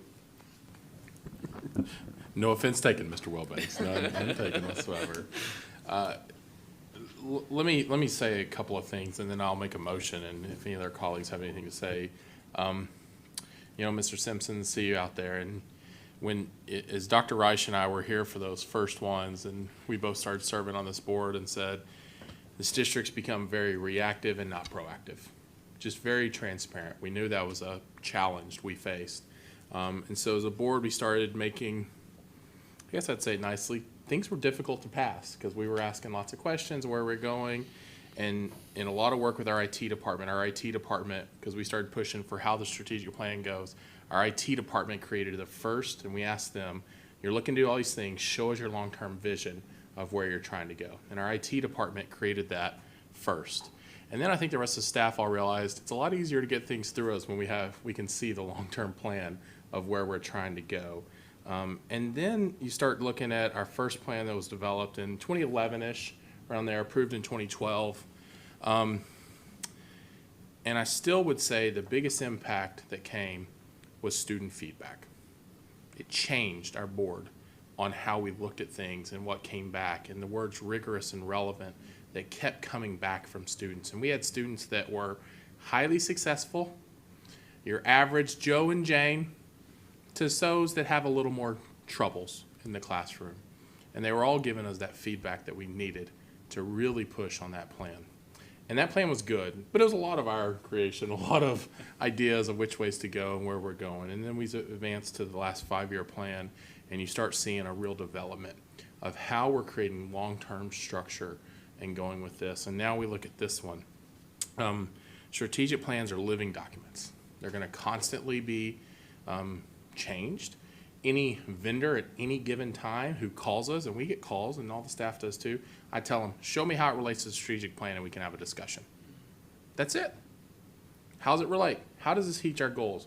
Dr. Cavazos is really good about ideas come to him, and he says, how does this relate to our strategic plan? And it requires us as a leadership team and all the leaders in this room to keep saying, this is important to our district, because we've got 7, 8 ideas up here, and that can start going away. When you start taking that out to all the different folks in the district, how do we keep people on the cultural tenets? How do we keep people on the focus from what we're trying to do. And it's difficult. And this is what guides us. And it's possibly the most important work our staff can do as a board, we can do and approve. And it is, I think we have a great plan, and we're going to find some things in the plan we may need to tweak and change. So no offense if your things get tweaked and changed as the years go on, but times can tweak. And that's what a living document does. And that means a district is using it, because the worst thing that happens is when people approve it and they're like, oh, good, we can check that box and get over there. But we got to make sure it's utilized. I love the name Powered by Possibilities. I think it's a great one. It exemplifies of where we're trying to go and what we're trying to do. And I think it's as many of us up here that have children in the district, and two that will see the entire 5-year strategic plan, unless they get kicked out of school in the next 5 years. They're coming, they'll be in junior high by the time it's over. So you never know what may happen at that time. But I think it's guiding, my wife's gonna get me for that one. It's guiding in the right direction. And I'm proud to have this plan as our next 5-year plan from that.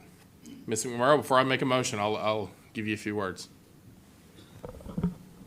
Not really a question, but I just had a couple points of clarification, because after and jump in at any point, Dr. Wertz, after the design team met multiple times, we also built in a board workshop in which the design team, not everyone was there, but we kind of had a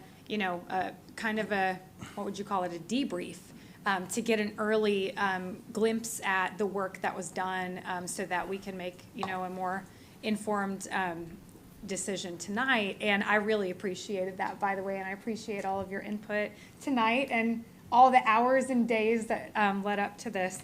And one thing I needed to clarify that someone watching might have a question about, our 4 strategies are not numbered in order of importance. That's correct. They're all number 1, right? That's correct. And so that's just something I wanted to point out, because I had that question myself. And what beautiful and pertinent strategies they are. I love that they align also with a recent presentation we saw by our Financial Futures Committee. We're investing in our people, and that's something that we're hearing from FFC, that's something that we're hearing from students, that's something that we're hearing all across the board. And it shouldn't take a pandemic to do that, but you know what? We're doing it, and here we are, which is awesome. And I really appreciated several of you guys tonight saying that my teacher input was not only welcomed, it was encouraged. And it is so very important for us to maintain that. Sometimes it's not as formal as a strategic plan design team meeting, right? But may that always be a tightly held in the implementation of this 5-year strategic plan. That will correlate into all 4 of our strategies. It will help us allow teachers to create a high-quality learning experience for each of our students. It will help us reduce burnout. It will prioritize their well-being, and it will demonstrate as a district that we're being equitable, because they are the ones that make this possible. They're the boots on the ground, and we will value their expertise from here on out, just as we did in the design workshop. So thank you for all your hard work. Everyone on the design team working together, Dr. Wertz, and just everyone involved. I'm very excited. Thank you. Thank you, Ms. McMurrow. Well said. There's an old study that says if 75% of people don't buy into a plan doesn't work. So now our job is to have the design team, everyone, and every leader in this campus say, here's where we're going, here's what we're going to do. Because it is a critical factor for everyone to be, almost everyone, as many as we can, but the majority, jump on and start guiding us to that. So with that, one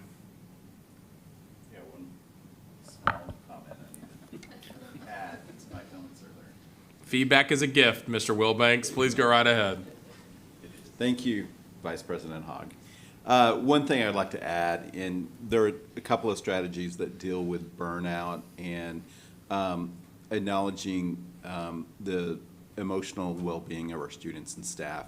And I think this comes at a pretty prescient time, or important time, when just 2 days ago, our Surgeon General just sent out a rare warning on the crisis our youth in this country are facing in mental health. And I think it is, again, so important that we're acknowledging that in that plan, because if our students aren't in a mindset to learn, they're not going to learn. Also, we all know how taxing the last couple of years have been on all of our staff. So again, thank you for acknowledging that and incorporating it into the plan. Thank you, Mr. Wilbanks. At that, I would make the motion to consider adoption of the 2022-27 strategic plan powered by possibilities. Do I hear a second? Second. I hear a second by Ms. McMurrow, a motion by myself, Mr. Hogg. Any further discussion? Seeing none, we'll roll call vote. Ms. Mays. Keisha Mays, I vote yes. Aaron Reich, I vote yes. David Wilbanks, I vote yes. Melody Fowler, I vote yes.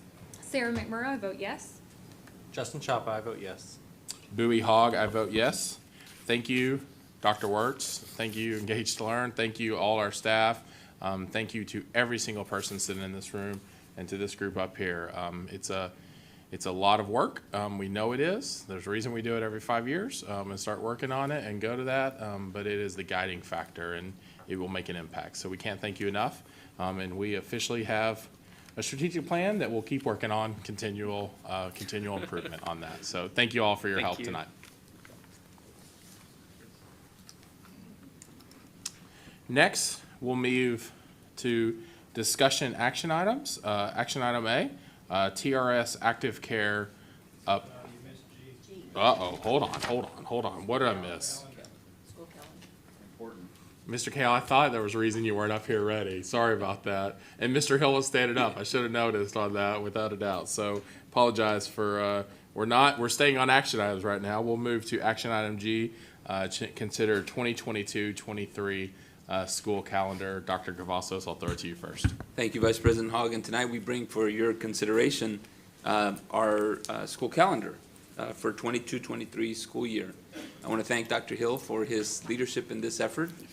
He has led it for a number of years and continues to refine the process and really helps the committee and our entire district really have a focus on instruction, but also stability in our calendar, because we get that, probably the feedback we get the most about our calendar is a stable calendar seems to be much more desirable than big changes all the time. So, Dr. Hill, thank you for your leadership on that, and I'll turn it over to you for a presentation. You bet. Thank you. Good evening, Vice President Hogg and board members, and Dr. Fastos, thank you for kind of setting the stage for that. We go through this calendar process every year with the focus basically on, we understand it's an academic focus, but there are other supports that have to be met and rules that have to be met and laws that have to be followed. But we look at all of that through the lens of how can this calendar best support the academics that happen in the schools every day. So with that in mind, we created a timeline. We always get community input, as we do with everything here in the district. We just talked about the whole strategic plan process. This is no different. We posted an application online for those that were interested. It was posted November 5th through the 12th. And we had our first calendar committee meeting on November 18th. We had an update with the administration and the board. I think it was the governor's committee on the 29th and the 30th of November. And then we had scheduled a second meeting for the calendar committee if necessary, but the committee meeting that we had with the board, the feedback was there was no need to go back to the, there's no recommended changes. And so we ended up canceling that second committee meeting. And so we're here tonight with the recommendation for approval of the calendar. So we always go through with the frame of what are some of the calendar rules and the laws that we must be following, and then some other just general considerations. State law requires that the schools offer 75,600 minutes of operation. There's also a requirement that a teacher contract be 187 days. That's according with Chapter 1 of the Chapter 21 of the Education Code. There's also a rule that says that the first day of school cannot be prior to the fourth Monday in August, but because we're a district of innovation, we have that exception. There is also a rule that the last day can't be prior to May 15th. We also have some House Bill 3 requirements, reading academies and professional development requirements. We also looked at how can we best balance the semesters in the school calendar. And we tried to, at all costs, end semester one prior to January so that we don't have, especially at the secondary level, students trying to retain information that they learned from August through December and then have a final or semester exam in January after a 2-week break. And then we tried to align with UTA and TCC because of our dual credit and our partnership opportunities with those 2 universities. So the draft of the 22-23 calendar, basically it mirrors the 2021 calendar. We have 7 teacher prep days in August, 2 staff development days, 1 in October, 1 in April, 2 teacher prep days, 1 in January and 1 in May, the week for Thanksgiving, the 2 weeks for winter break. The spring break is always a second full week in March that aligns with what we've always done, and the surrounding UTA and TC, the other universities that we partner with. And then the last day of school for students in this calendar is May 25th with 2 staff development exchange days at the end of that. This is, a lot of people look at this and like, what in the world is this? But this is kind of that keeps me grounded in making sure that we're following all the laws and meeting the minutes. And so this is just kind of what the calendar committee looked at to kind of make sure that we met all of those things that are required. And then just a lot of discussion in the calendar committee about potentially having a fall break or not having a fall break. What about that long stretch between October and November? There was also some discussion about the long stretch between February and March. A lot of discussion about the early release days at the elementary level. Had a lot more discussion about the 7 days at the beginning of the year. Is that too many? Is that enough? Teachers on the committee and the teacher organizations had a lot to say about that.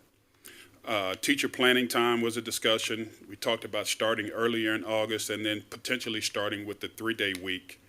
But through all of that discussion, and we met for probably 2.5 hours, the committee recommended basically leaving the calendar as it is because it mirrors our current calendar. It's an ease for planning. It provides the best opportunity for our students and our staff, and the parents and the community are familiar with it. Any other option that we talked about, it just kind of led us right back to, well, this is the best option at that point. And so here's the draft calendar. You can barely see it there, but I believe you have a copy with you, a hard copy. And so with all of this being said, the administration recommends that that the board approve the 22-23 calendar as it's presented. And we also recommend approval that we use the same framework for development of a future calendar. So it's worked for us, as Dr. Cavasso said in the past, and so we'll be happy to take any questions or discussion you may have. Thank you, Dr. Hill. Thank you so much for the hard work and diligence on a calendar. It's not a glamorous thing, but a lot of people use our calendar, so it's a critical factor with that. I will just say before we look for a motion or any of those things, it's the least complaints I've ever heard about a calendar, and that goes a long ways, right? Like we've heard, in the past when we've had calendars that need some tweaks here and there, we've heard from it. We've heard from a lot from where it comes from. No matter what calendar we put up, someone's going to say, I wish they'd done this differently in those times. I hear from a lot of teachers, those 7 days are very positive for the work they're actually getting done, and that we actually allow them to use those days for them. And that's the hope that I make sure we continue. We have a lot of professional development, but let's make sure we're allowing our teachers time to prep for a year, because anyone who's worked with a lot of teachers, been married to teachers, been a teacher, once the school year starts, it's constant months of chaos. So the more work you can get prepped and get yourself situated to get ready for this wild train of a school year, the better it goes. So I appreciate those. Dr. Resch. Hold on, I'll click it. Dr. Resch, gotcha. Thank you, Vice President Hogg. I echo your comments. You look around the boardroom tonight. There's nobody here. It took probably 6 to 7 years of packed boardrooms over the calendar for us to tweak and modify and refocus our efforts on this is an instructional calendar, an academic instructional calendar. But boy, did we have some focus from different facets of the community over the years. So yes, to what I think is we've gotten it right.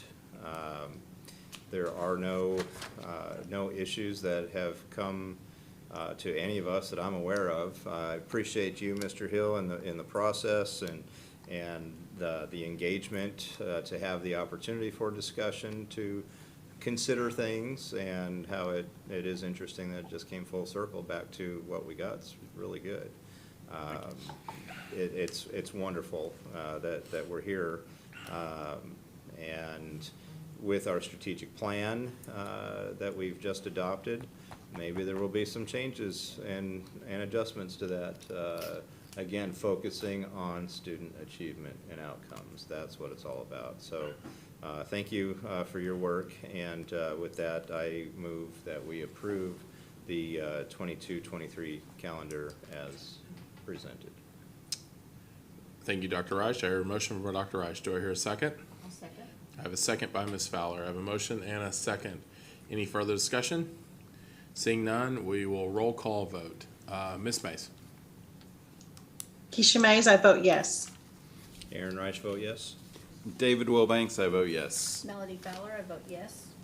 Sarah McMurray, I vote yes. Justin Chapa, I vote yes.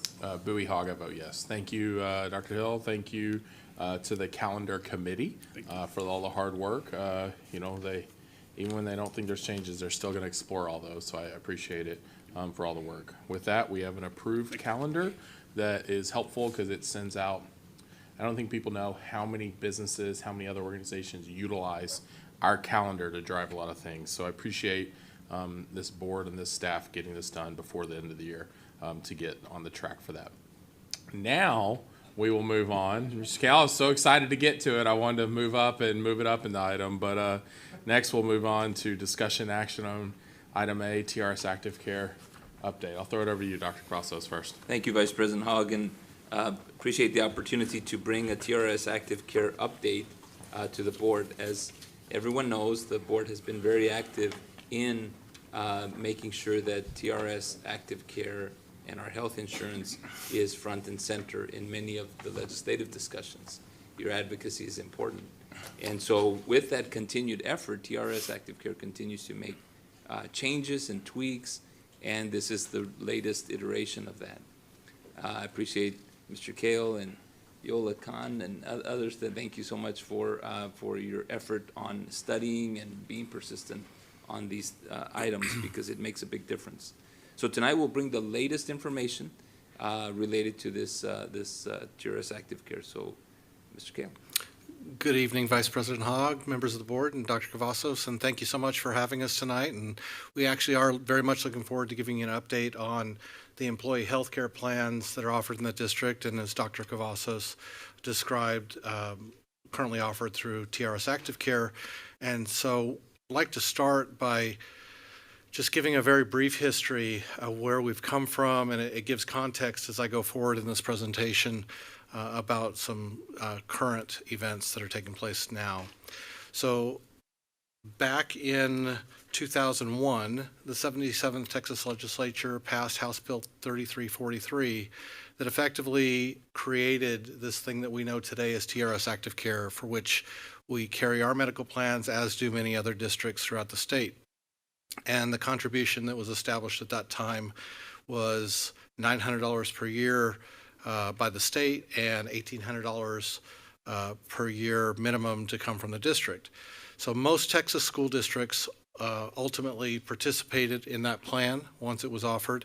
It's actually one of the biggest healthcare pools in the United States, let alone education or Texas per se. So it's a significant healthcare plan.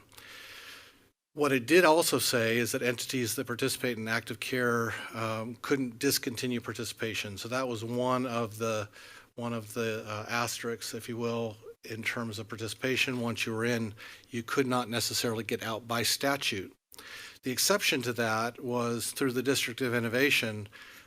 Districts did have an opportunity to have preclusion from that requirement, at least in terms of offering parallel health plans. So a District of Innovation status or plan didn't allow a district to get out of TRS healthcare, active care, excuse me, if it was already in it, but it did allow those districts who chose to offer competing plans with TRS active care, and some local districts as well have done that. And we'll talk about maybe some of those choices in the future in terms of where they're at versus where we're at now as a result. And that started in 2019 or 20 when that really went into play. So quite a period of time between when TRS active care actually came to fruition and then subsequently having any opportunity at all to get out or offer competing plans. Currently, we think there's about 200 districts that are offering alternative side-by-side plans.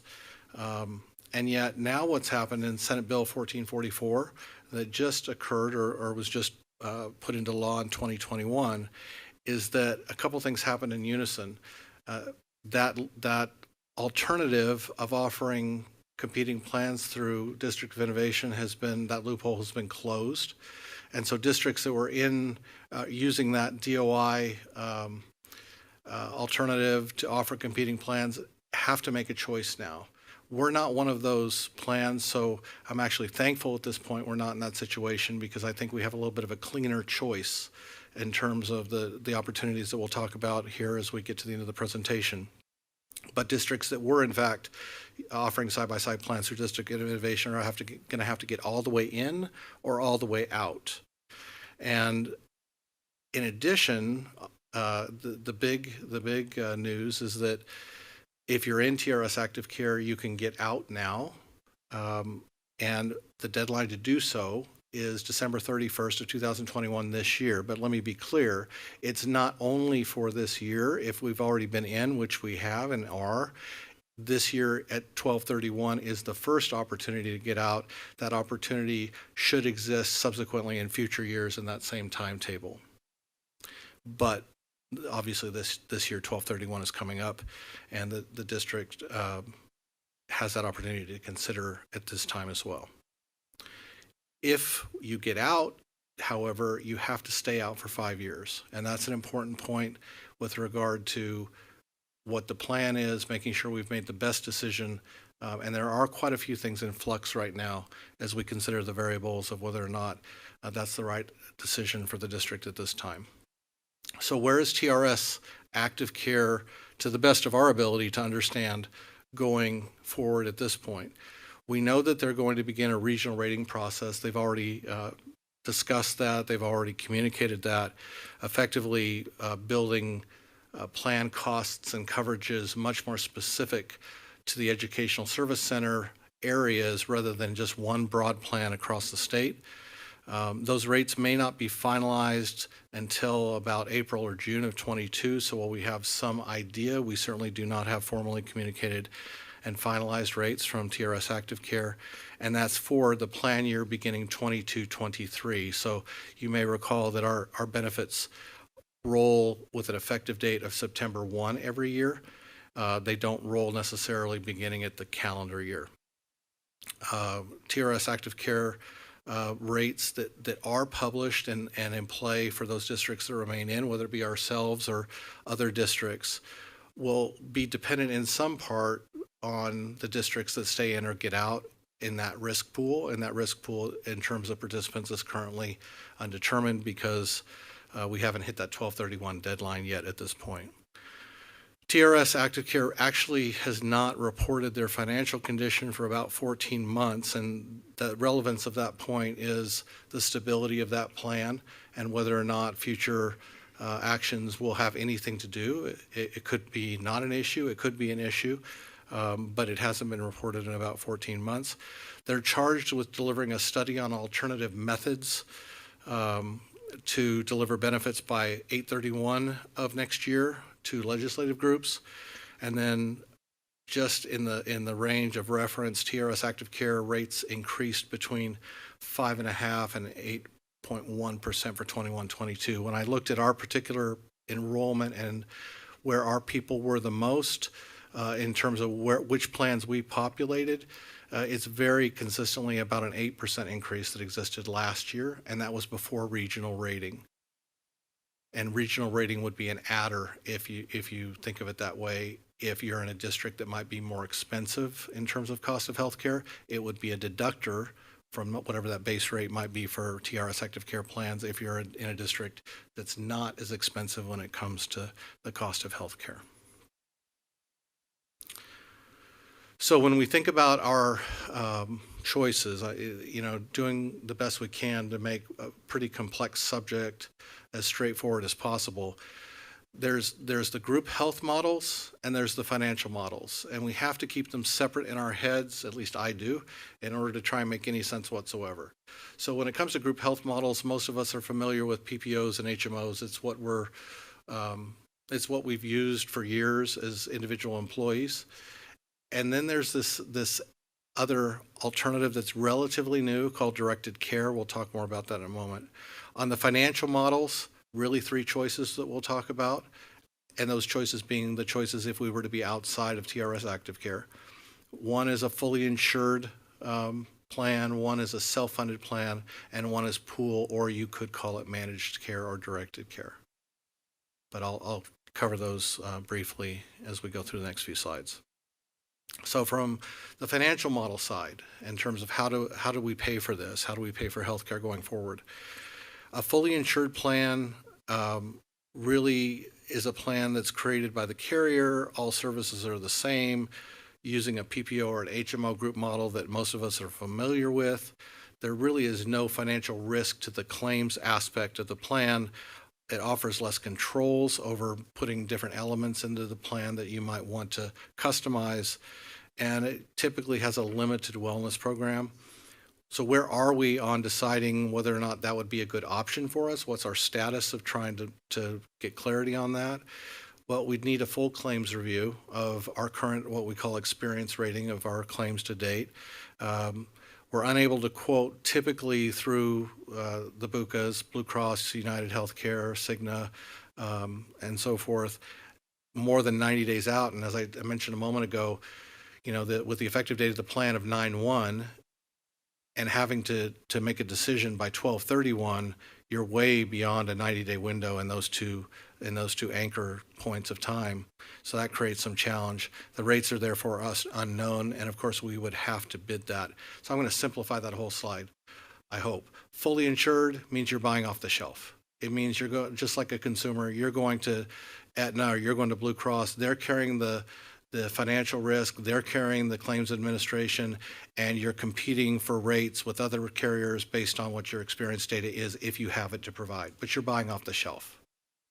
When you go to the next financial model, it's self-funded. And most of you can see the self-funded elements there as well as the status to pursue, but before I click through those real fast, as opposed to buying off the shelf in this particular case, in a self-funded model, you're taking on the plan itself. It's giving you a lot more ownership and capacity to modify different elements of the plan. You're also assuming as an organization the risk factors that go with that. Now, you're not administering claims, so whether it be HIPAA or just general employee concerns of I don't want to be turning my claims in to people I work with, that's not an issue because you're still typically having those same carriers, the Aetnas, the Blue Cross, and so forth. They're doing administration of the program. They're just not carrying the burden of the financial risk. The organization typically is, and the organization typically does things like carry an extra policy for maximum exposure so that it mitigates that to the district. And then this last one's relatively new, and it's directed care or managed care. And directed care model, it is different to the extent that what's built into it is a different element. I've said it to most people who will listen to me, that my greatest concern and my greatest hope when it comes to our healthcare plan is that until we do something different in the structure of the plan, we most likely will not see a difference in the end cost that filters through to our employees. And obviously that's what we want to try and control while also maintaining the quality of the coverage itself. But until we do something different, until the plan itself is different, and that doesn't mean shopping between whether it has Aetna on the card or Cigna on the card or Blue Cross or whomever, until it has different controls built in place that are tolerable as a population, that we say we can or can't handle that, we are or we are not interested in that. We have to find that balance. This is one opportunity that may or may not achieve that, but it is different. Today in Texas, in this particular context, there's one particular consortium that currently has, we looked again today, about 151 district participants. And by that I mean different districts. Many of them are small, some of them are larger, some of them are in Region 10 and Region 11, but they are spread out throughout the United States. And the biggest difference in directed care or managed care comes to not the day-to-day activity that we're all used to in terms of going to a doctor and all the things that you might otherwise worry about when it comes to HMO and the history of HMOs or things like that. It manages the larger expenses that hit the plan, which has to do with putting some controls in place on the cost of hospital stays and pharmacy, because those two elements impact the plan from a cost perspective larger than anything else. So this is one way to go about that. You don't need the claims data in order to participate in that particular consortium. Those rates are actually set already for 22-23. In a slide in just a moment, I'm going to show you how they compare with the rates that we've had. That doesn't mean I'm advocating for it. I'm just trying to provide information so we can start to fully evaluate our alternatives.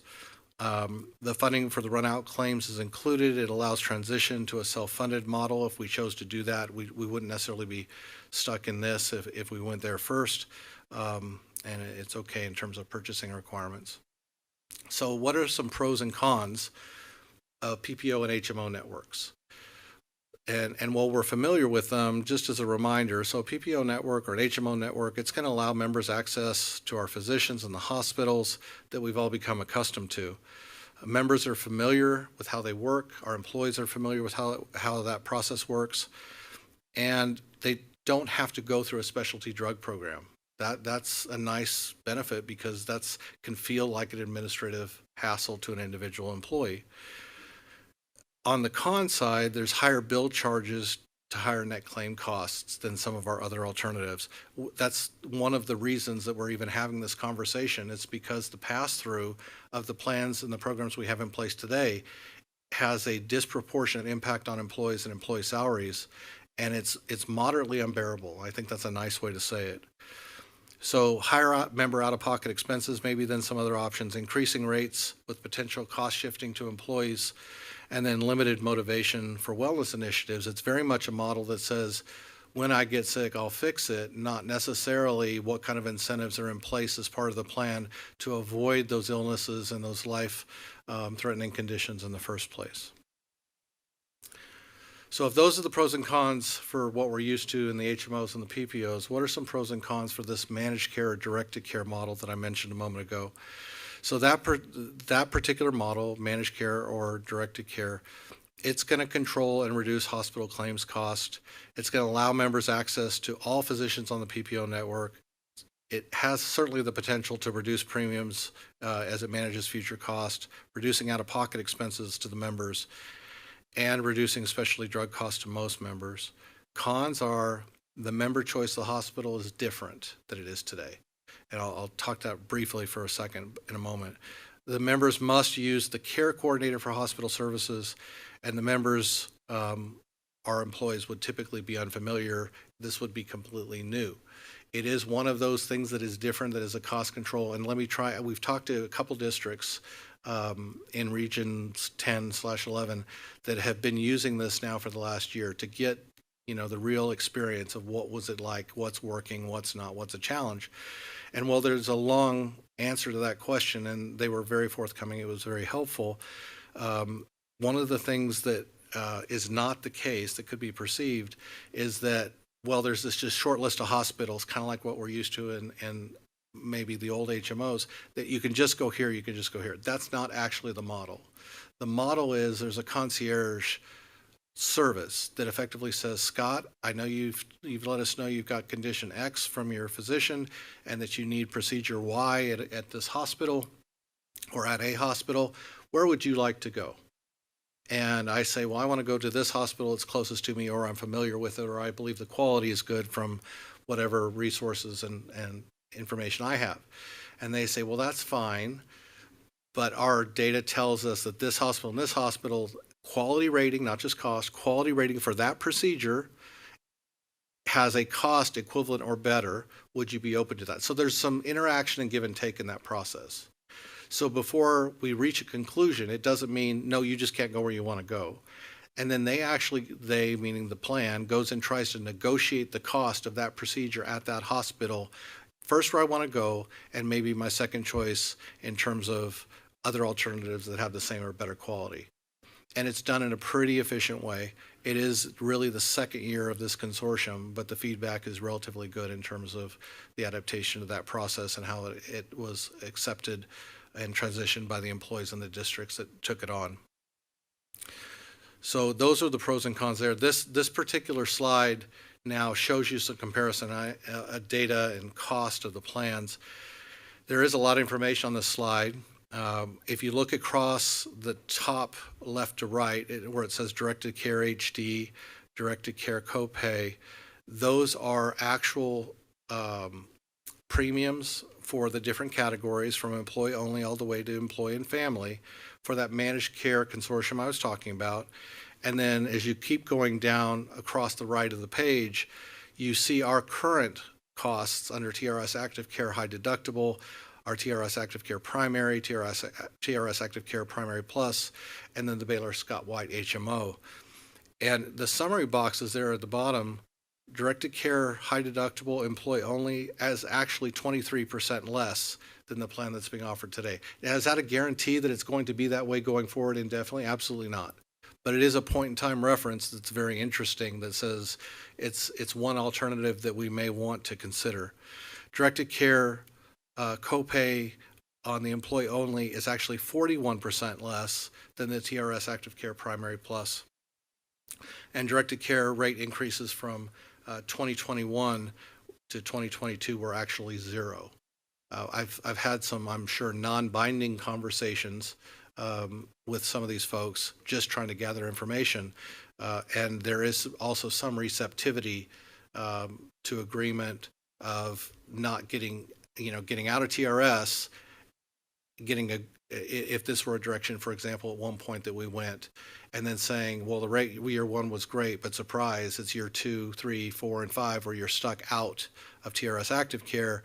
And there's certainly some receptivity to discussions about some level of commitment to having some limits in place so that did not come back to bite us. If we get to that stage of discussion, we'd get more structured in those discussions. So this is another chart. It's actually, if you go to the website of this particular consortium, it's a section of one of the slides they have out there because this only compares our plans as opposed to there are plans that serve other districts or other regions. But you can see a dramatic difference in the cost for individuals and cost for families in the blue bars, which are the managed care, directed care models, and then the TRS Active Care. Is that an indictment on TRS Active Care? Is that my advocacy for going there? Absolutely not. What it is I believe I'm trying to communicate that I think there are alternatives that whether it be this particular solution or whether it be some other, when we put different elements in our plans that have different cost controls than exist today, there is a capacity to have lower cost. It's real, it's right in front of us. This may or may not be the right thing for the district, but it does reinforce that belief that you can put cost controls in a plan. The question is, what is the tolerance level and interest of our employee base to do something like that? I personally don't want to force anything on anyone. I want to do my best, and I know my group does, to serve the employees of our district who serve our students. And doing that through the healthcare plan, to me, means finding the interest in the sweet spot of our employees of what is the administrative filter that I'm willing to take on for what percentage of cost reduction. And that doesn't come from me. I think that comes from our employees, and that's an exercise that I still think needs to take place through listening groups and feedback before we make any final decisions necessarily to get out would be my thoughts. So what are some pros and cons overall of leaving TRS Active Care? Well, a pro is if we get out, it does give us flexibility in plan design and cost containment strategies. You know, if you think about what I described in the self-insured plan, you have all sorts of freedom to decide what cost control strategies, where that threshold is of employee interest versus cost savings. And so that's a pro. We certainly have a potentially reduced overall plan cost in year one if we get out. I anticipate, while the rates are not formal or final from TRS Active Care for next year, I have little doubt in my mind that they are going up based on information that has come my way. How much is still the question. So I've also had multiple conversations with consultants as well as other districts. And that reference there to potentially reduce overall plan costs in year one is meant to represent the experience I've had with consultants who've said, absolutely, you're going to get a reduction in year one. And I believe that that's possible, that we could do that. I also believe it's extremely risky not to anticipate that you could be in year 2, 3, 4, and 5, and now you are very vulnerable because you can't get back in. And it is unrealistic to think that because we hypothetically went out with Blue Cross Blue Shield, now it's year 2, and Blue Cross Blue Shield says, well, I actually have your real experience ratings now. I got to raise your rates by 10%. And we go over and say, well, when we say Cigna or United Healthcare, what do you think? My experience tells me they're not going to touch it. They're not going to be in any different risk scenario for providing that coverage. And we're going to be in a situation where we're at bay for at least 4 years until we have an opportunity to get back into TRS Active Care. So con, you can't rejoin for 5 years. The rates are solely dependent on AISD claims or pool claims. We don't any longer have the diversification of one of the largest insurance pools in the country by getting out. We assume all the financial risk in a self-insured model, and the employee assimilation period for the new plan model is something that I mentioned. Regardless of what it is, it will be different. And we all know people love change, me included sometimes, and that was not necessarily true. Okay, so in summary, the legislation that we talked about earlier, the most recent legislation, absolutely allows us the choice to leave TRS Active Care. And that's why we're here today having this conversation. We constantly manage our healthcare plans, but that is an impending deadline of 12/31. The regional rates that TRS is going to put out there that differentiate the cost of healthcare for the different educational service center areas in the state of Texas, we have a preliminary idea. I don't believe they're final at this point. And those are pending, as is the overall adjustment statewide. Those two together add up to whatever our increase might be in the coming year. Fully insured and self-insured rates, those are unknown because we would have to bid those out and we'd have to provide our experience data to the carriers in order to get them. And again, we have a little bit of a challenge that we have a 9-month window between 12/31 and our effective date of our new plan, but carriers won't typically quote anything beyond 90 days, let alone 9 months. That's just a challenge we'd have to figure out how to manage.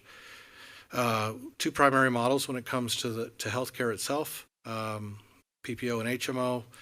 The rates, I skipped over that, but fully insured and self-funded. Wellness, really, I think we can embed wellness regardless of where we go. If we have our own plan, obviously it gives us more latitude on that, as it does many things to build into elements of the plan. And then, again, that deadline to notify TRS, if in fact we intend to get out for this coming September 1st plan year, we would need to notify them by the 31st of this month.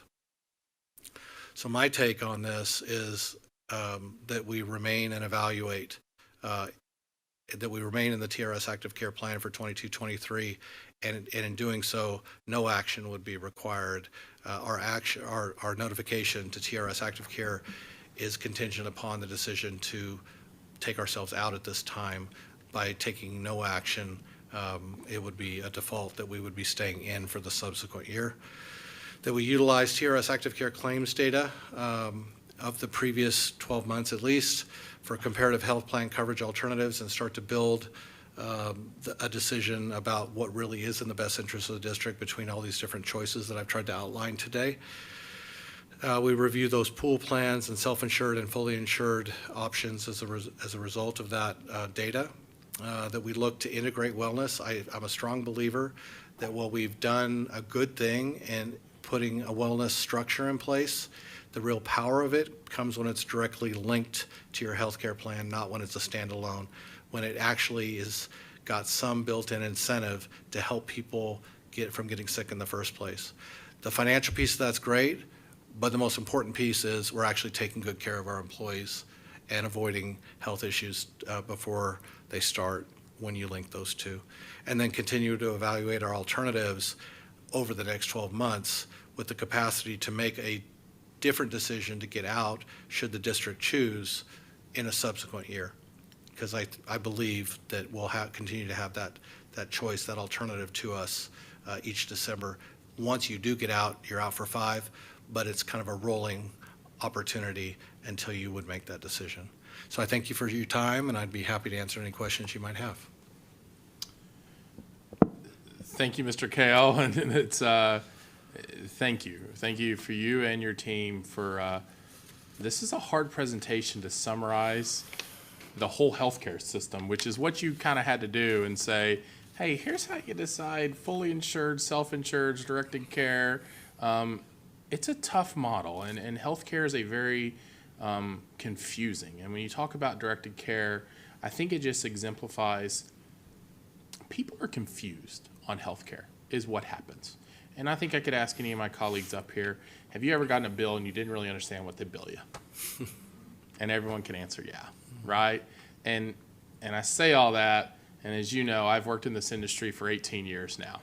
So the two things I spend the most amount of time with, besides my family and my religion, is healthcare on this side and education is where I spend my time. Two things that are very legislatively driven, very focused on change, and are both very confusing systems as a whole with that. So I really appreciate your presentation. I think most of it was spot on what it is. And I don't see any colleagues with lights on. I think I'm always the most vocal on this, of where it is.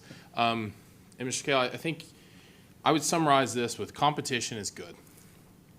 Competition is going to, I think, help us on healthcare, no matter which way we go and what we choose. I think TRS is getting better. If I think back to our relationship with TRS Active Care, when you and I are testifying multiple times before the legislature, and at one point I thought, they're going to throw us out of this meeting. They're going to throw us out from where they is, to then having their chief healthcare officer come up and present to us, which does not happen real often. And a positive relationship with Ms. Daniel down there, and really working to say, we want to make this better. You have taken an active role in how do we provide better quality insurance for our employees, affordable insurance for our employees, because we can do all the raises we want. Sometimes those raises get wiped out by healthcare coverage. Yeah. And some of our employees have the lucky opportunity. They may have a spouse that works somewhere else, and they're able to choose some other healthcare. But we also have a lot of employees who are married to other employees that both work in our district, and they're in. They're choosing ours no matter which way it is and what happens. So I say it for competition is good, that I think TRS is going to be better this year. And I think they're getting more aggressive. I think the actuaries are going to start pinching it apart. I think we're also going to be able to see over this next year what happens with some of these plans and what happens on that. I agree with your comment. Listen, year one on self-insured, I've been doing this for a long time. I don't think I've ever seen a client that didn't save money in year one. It's just a reality. But you better be prepared for year 2, year 3, and year 4. That's just what you have to do. And so with that, I think building out the right plan, because healthcare in the years you've been in it and I've been in it, it's totally changed. It has. From what happens. Right. And it's, there's the carrot stick mentality, there's concierge care, there's directed care.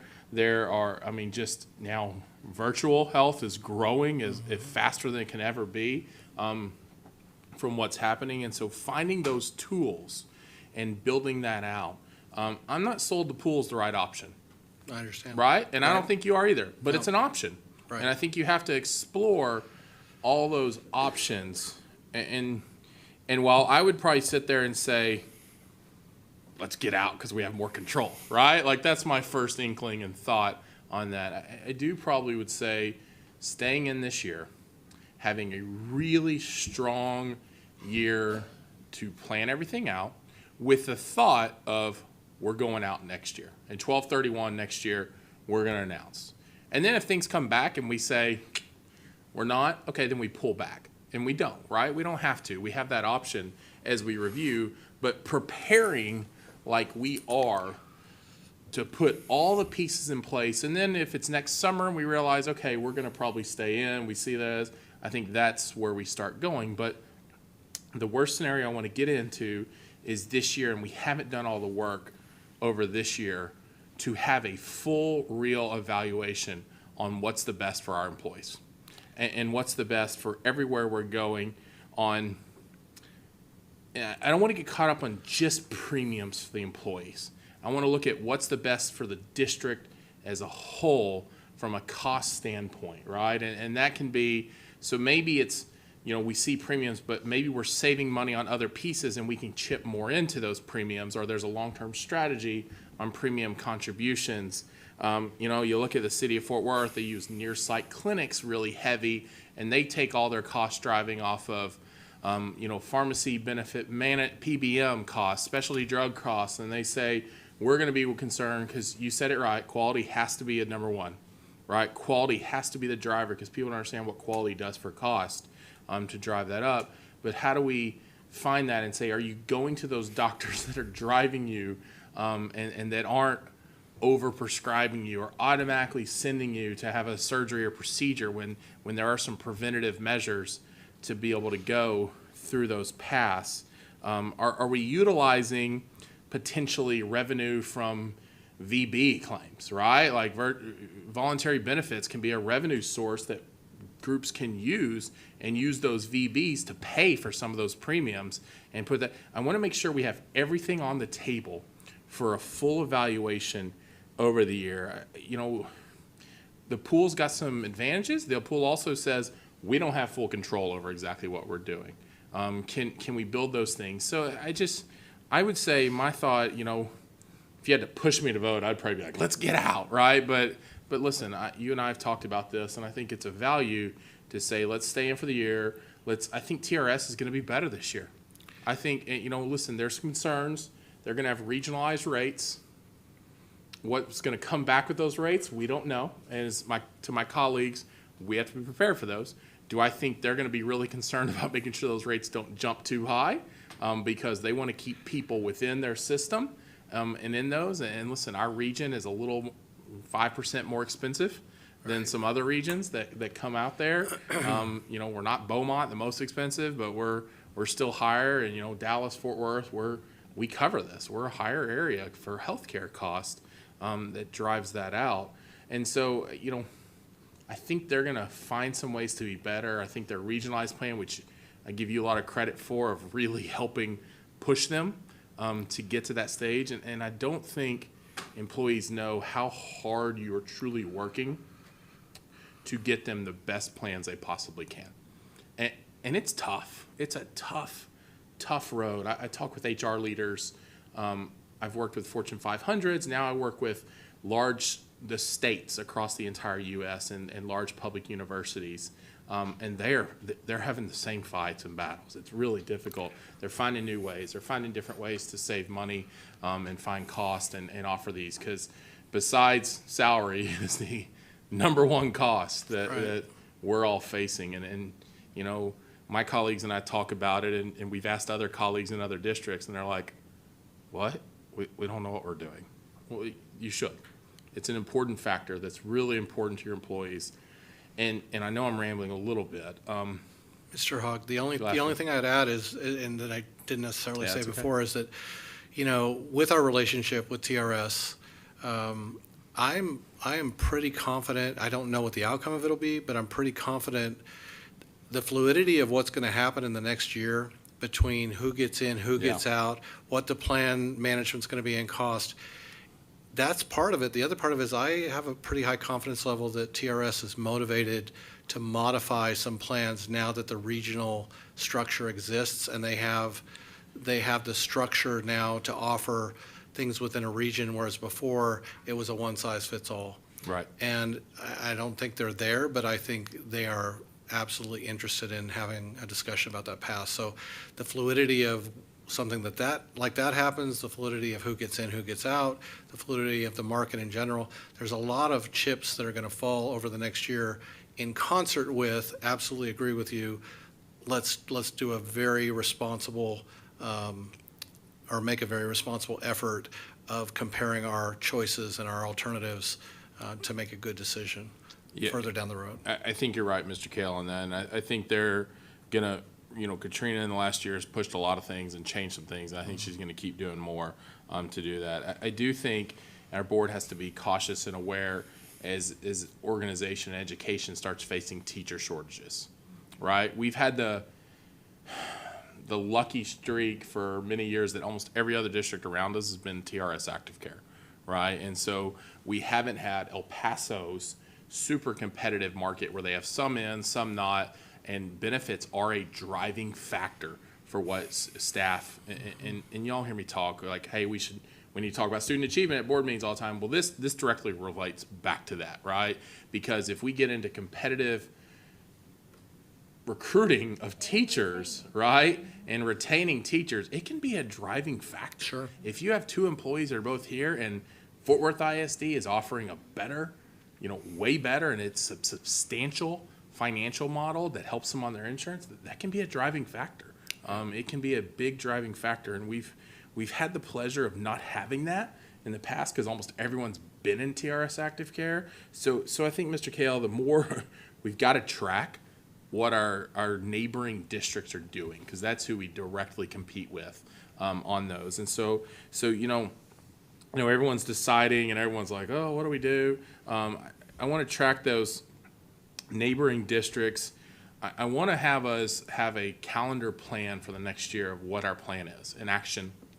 Are we bringing in a benefits consultant to help us lead the bid? Are we bringing them in and hiring them to say, help us evaluate this? Because you guys have so many things to do. And listen, the staff knows if we do get out, we have to be prepared. We're going to have 2 or 3 new employees in HR to be able to assist us in this. But those things can be really effective for what we're trying to do. And so do we have the consultants to be able to help us guide this over the next year and evaluate this and say, here's our plan, here's when we need to make some decision points, here's when we're going to evaluate what surrounding districts are doing, here's where we're going to evaluate the pool, here's where we're going to evaluate TRS, and start seeing those different things. And that's, I think our plan tonight is it's weird to say, a good one to say we're staying in right now, because this side of my brain says, get out now.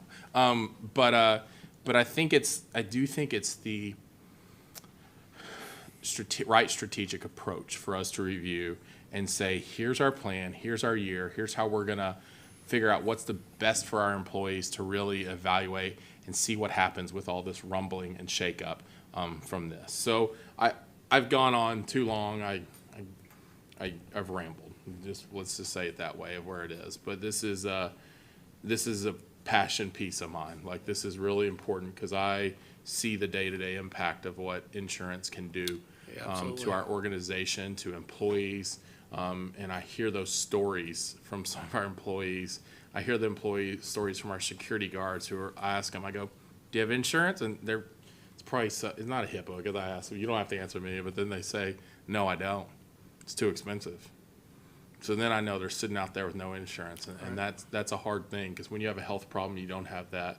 Right. It can really affect your day-to-day work and what you're doing to help these students and kids. And so it is a driving factor, because it is an important factor that we deal with every day. So I think your idea of staying out is the right thing from that approach. I just appreciate you and your team for all the work y'all have done on this to get there. Dr. Reich?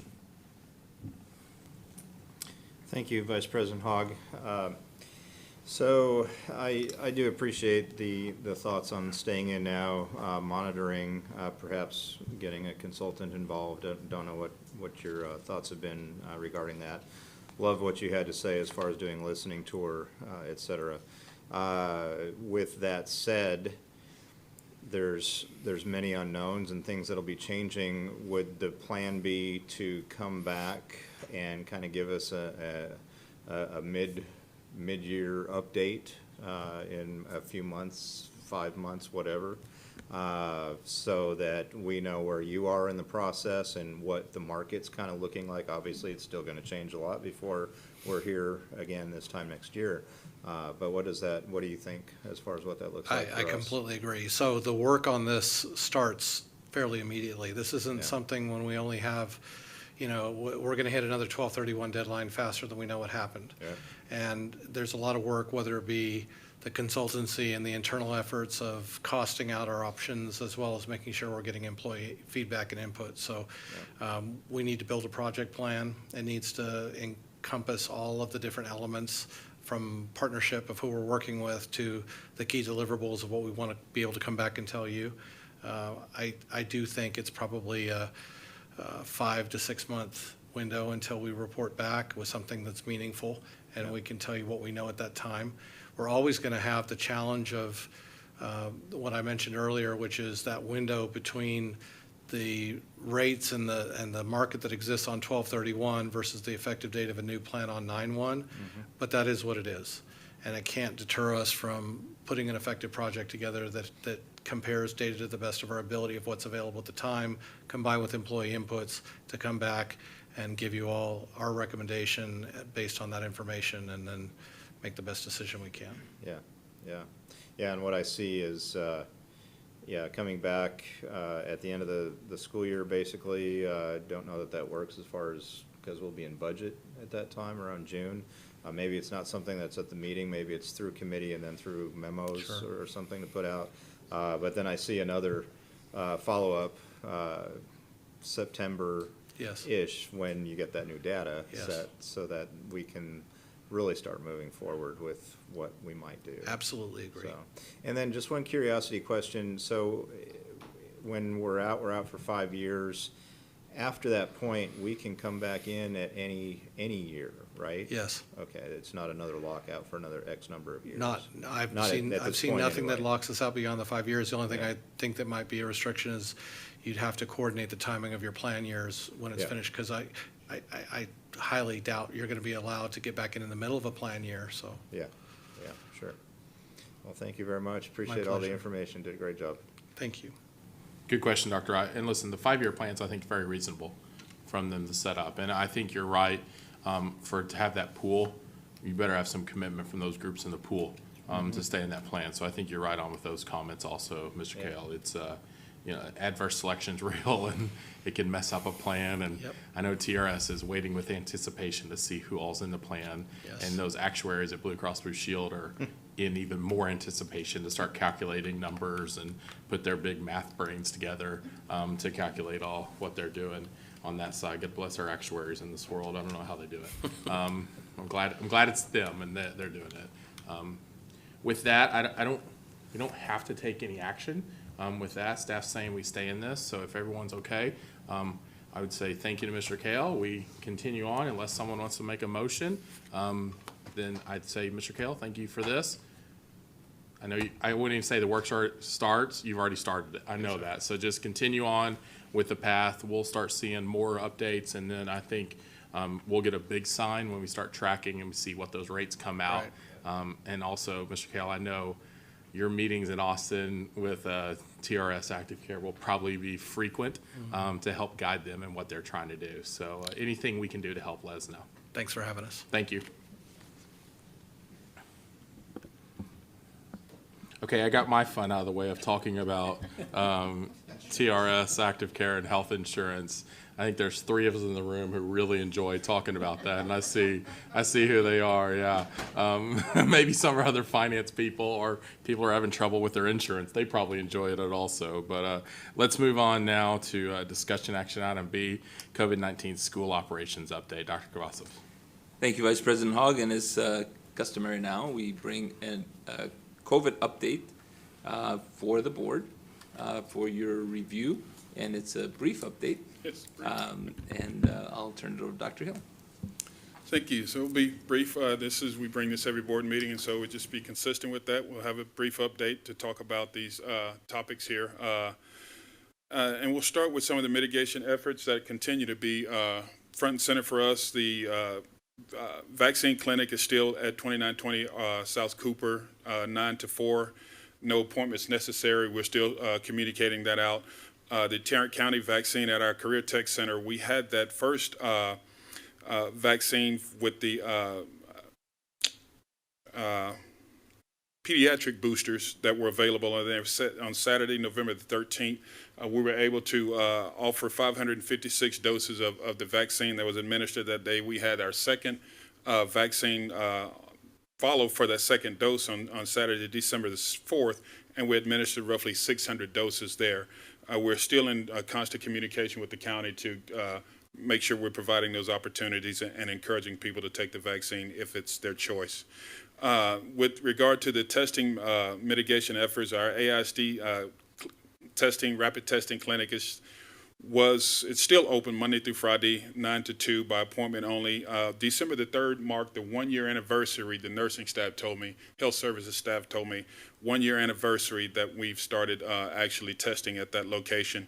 And you can see the numbers there as the number of tests that we've administered, the number of positive and the number of negative tests there. We continue to have these mitigation strategies and continue to require symptomatic individuals to stay home and get tested. And so that's really what we're really trying to hammer along with the testing opportunity. Just some Tarrant County statistics straight from the Tarrant County website. The 7-day average, it's a slight uptick as noted on December the 3rd. The virus spread, it's a slight uptick. There's been no change in the in one of those, the 7-day average for COVID-like illnesses. And then the hospitalizations, it's a slight uptick as well. And this is consistent with what we're seeing in local media. And again, this is from the county website.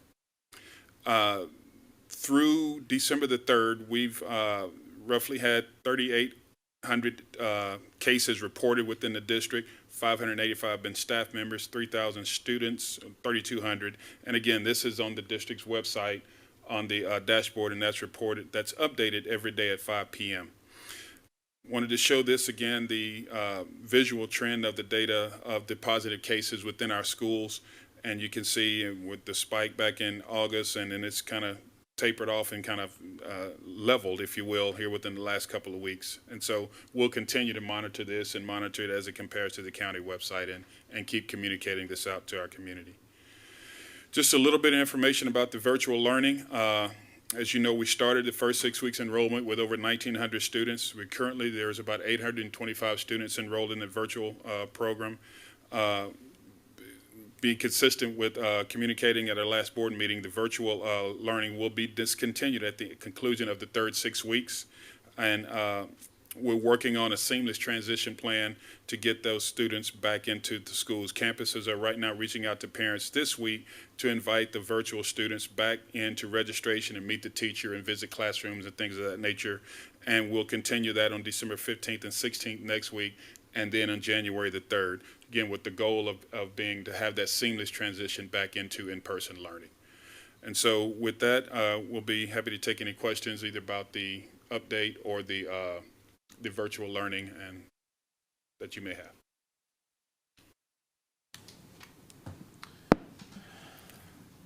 It's again another difficult job you get in this district, so I appreciate the constant updates on that. Ms. McMurrow. I just wanted to say thank you, Dr. Hill, and thank you everyone involved. I know that last time we requested a transition plan for our virtual students to be reacclimated in person. Many of these students were virtual the entirety of last year, in addition to this fall semester. And I know that a lot of extra work is being put into that with this staff that's reaching out to our students who are going to be back in person after all this time virtual. But you know what? I think that these small steps will have big results, not just for the students, but for their families. And any virtual parent or family member who's watching, I just want to assure you that your child will be in the very best of hands. I just really appreciate staff for making sure that that transition is there. And I want to say a special shout out and thank you to all of our virtual teachers and administrators. You did the best work. Thank you so much. You bet. And I'd like to give credit to Dr. Brown and the Office of School Leadership on that transition. That was all them, so. Thank you, Dr. Brown, all the work, and to this board and staff for offering virtual when it was needed. Like, there's no ifs, ands, and buts. We didn't know if we were going to get funding on it from the start, but we knew that was needed for those 1,500 families that made the choice of that option. And you know, it's been difficult decisions over this, but that was one that we all fully agreed on and knew it was the right option for our families in this district to go with that. So I thank you guys for offering that. No other comments and questions? Then I'll say, Dr. Hill, thank you so much. Thank you. We will move on to our next item.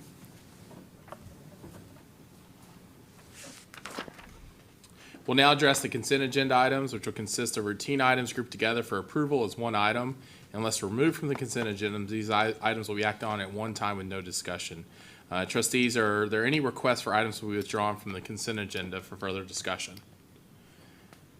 Seeing none, do I have a motion to accept the consent agenda? I heard a move to approve from Dr. Reich, and I see a second from Mr. Wilbanks. With that, is there any further discussion? And just a note, Ms. Mays has procedure done. She was feeling a little still under the weather, so she has let us know that she has dropped off, so we can digitally vote. And isn't that exciting? What? No one else seems that excited with it. So I know, Ms. McMurrow, don't ruin my fun over here. So at this time, we are going to digitally vote on the consent agenda. Please vote now.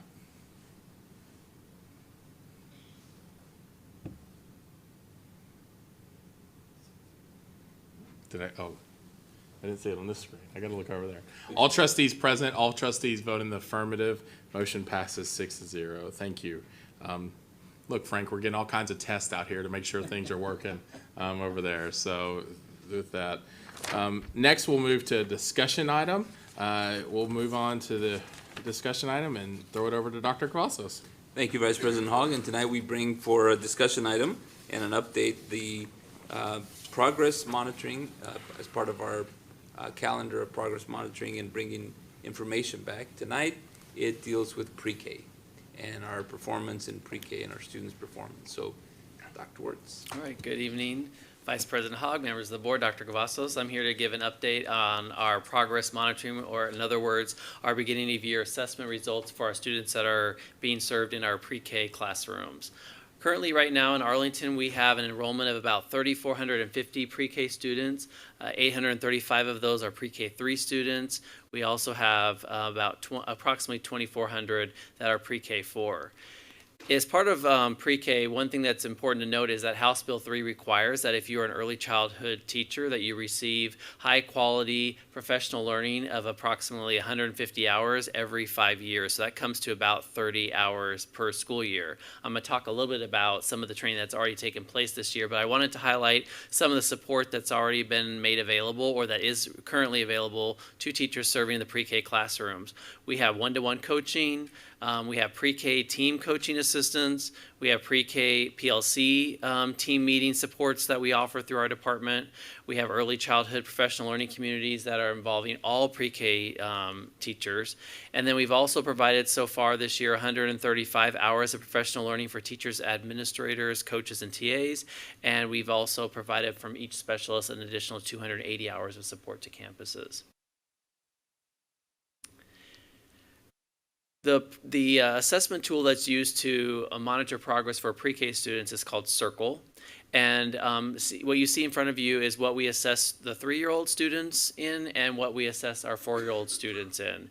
And a kind of more granular look at those is on the slide in front of you, where we look at specific things like rapid letter naming, rapid vocabulary, phonological awareness, and different components within that section, mathematics. And then we also assess students on their social emotional learning and behaviors, as well as some early pre-writing skills.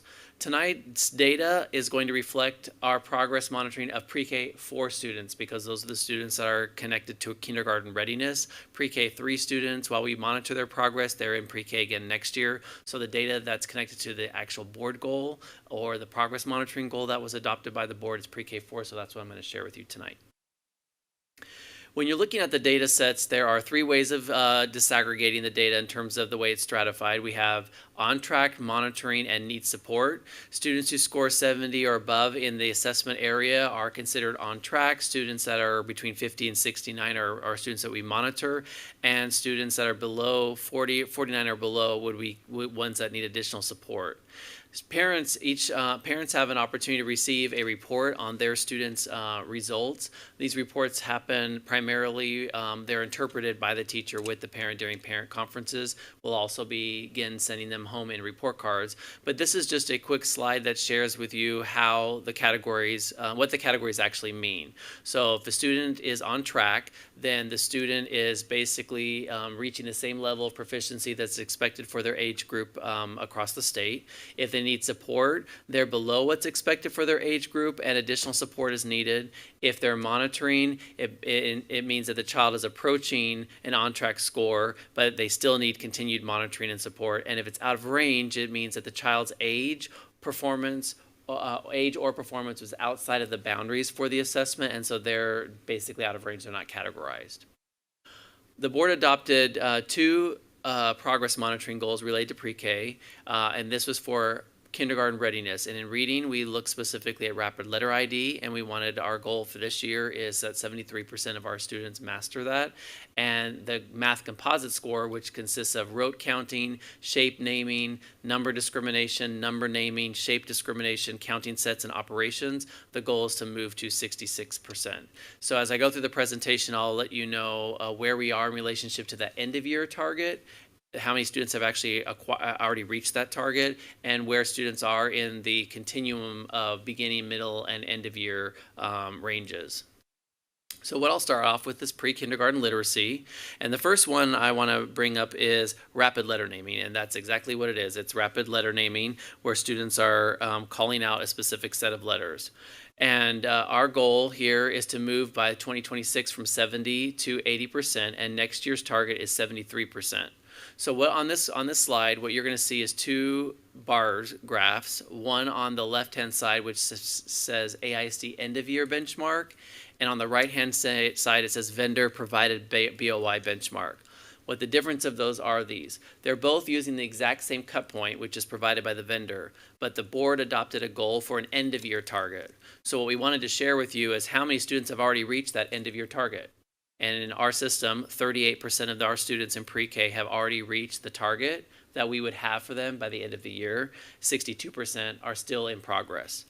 Now, on the vendor side, the beginning of year, there are different expectations for where we would expect kids to be at the beginning of the year versus the middle of the year versus the end of the year. So based on what we would expect students to reach by the beginning of the year, 54% of our students have reached the beginning of year target, and 46% of our students need support.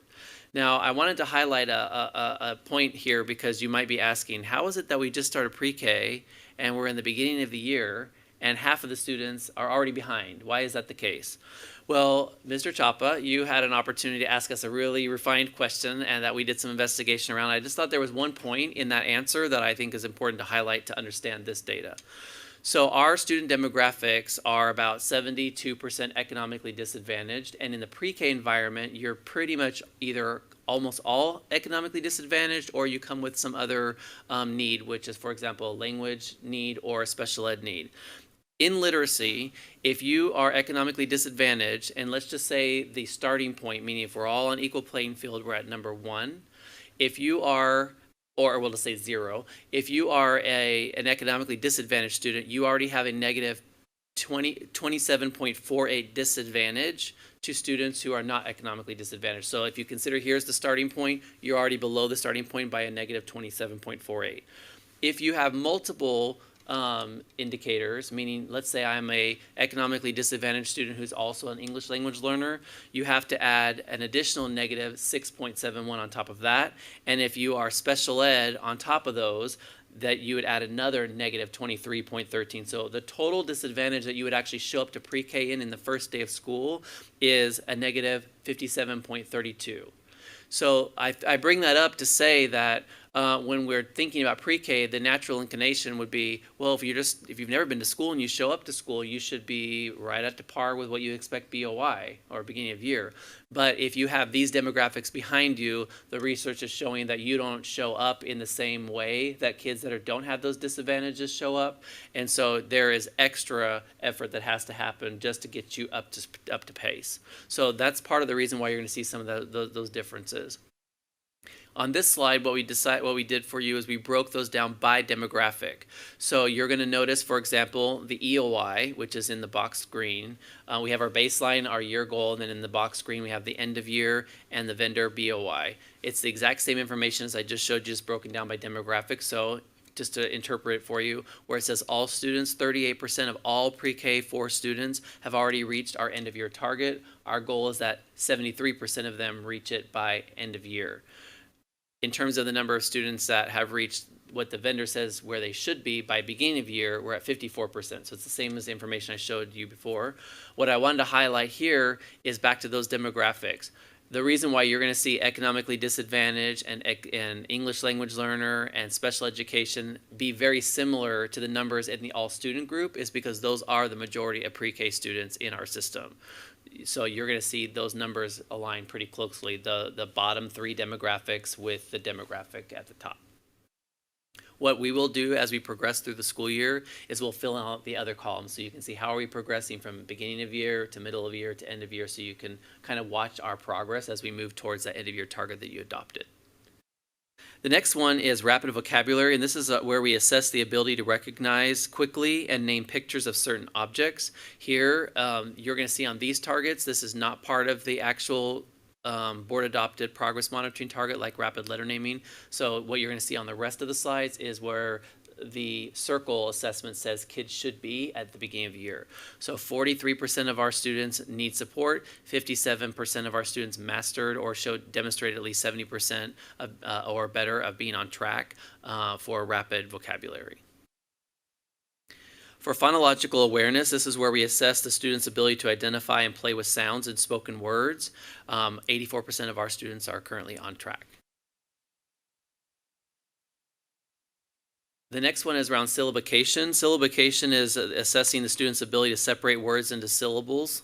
And here we have 32% of our students currently on track, 68% are needing support. And just as a reminder, the out of range is the percentage that would be students that are either out of the age range or the proficiency range to be included inside this kind of grouping. So we don't have any, but I just want to explain why it's there.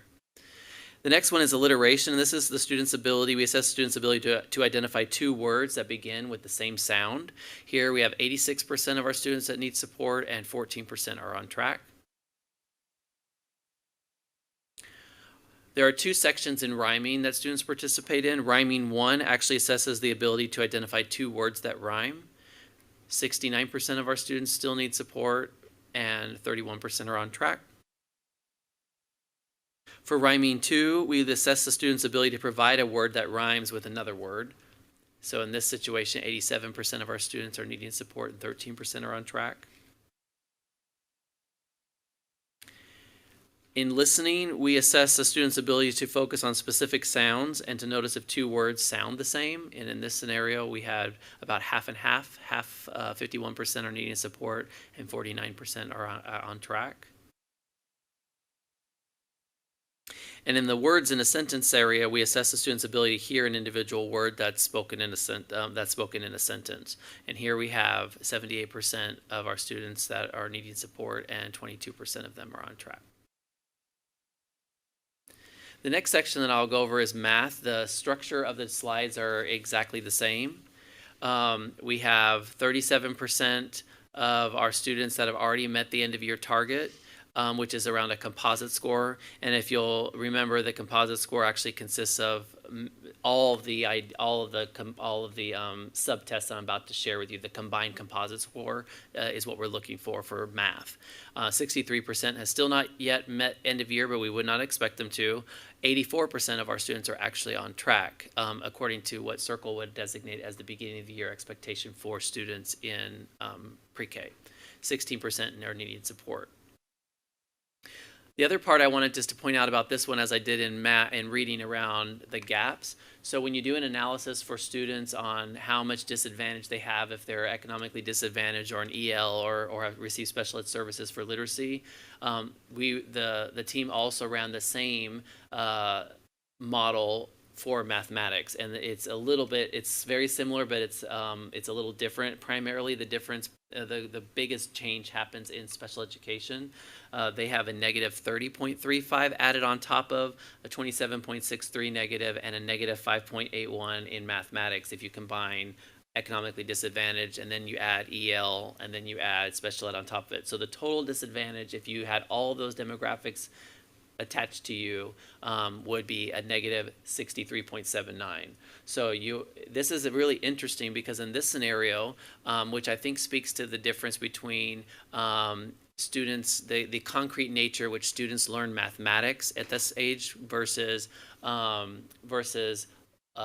literacy, which is very much an abstract kind of concept. You're actually attaching this shape, this letter, to a sound. You can tell the difference here. So even though there is a greater disadvantage in mathematics, you can see their performance is actually higher, which is interesting. It would be counterintuitive, you would think, but if you think about the difference between math and literacy and the way it's instructed at this age group, it doesn't seem that odd. So this is just the demographic breakdown for the composite score, and as I mentioned earlier, you can see where it says economically disadvantaged in all students, there's a very similar number, and that's simply because that's the majority of our students sitting in pre-K. So the first one is rote counting, and this is where we assess students' ability to count numbers in the correct order up to 30. 79% need support, 21% are on track. Shape naming is the ability to name basic shapes. This is about half and half.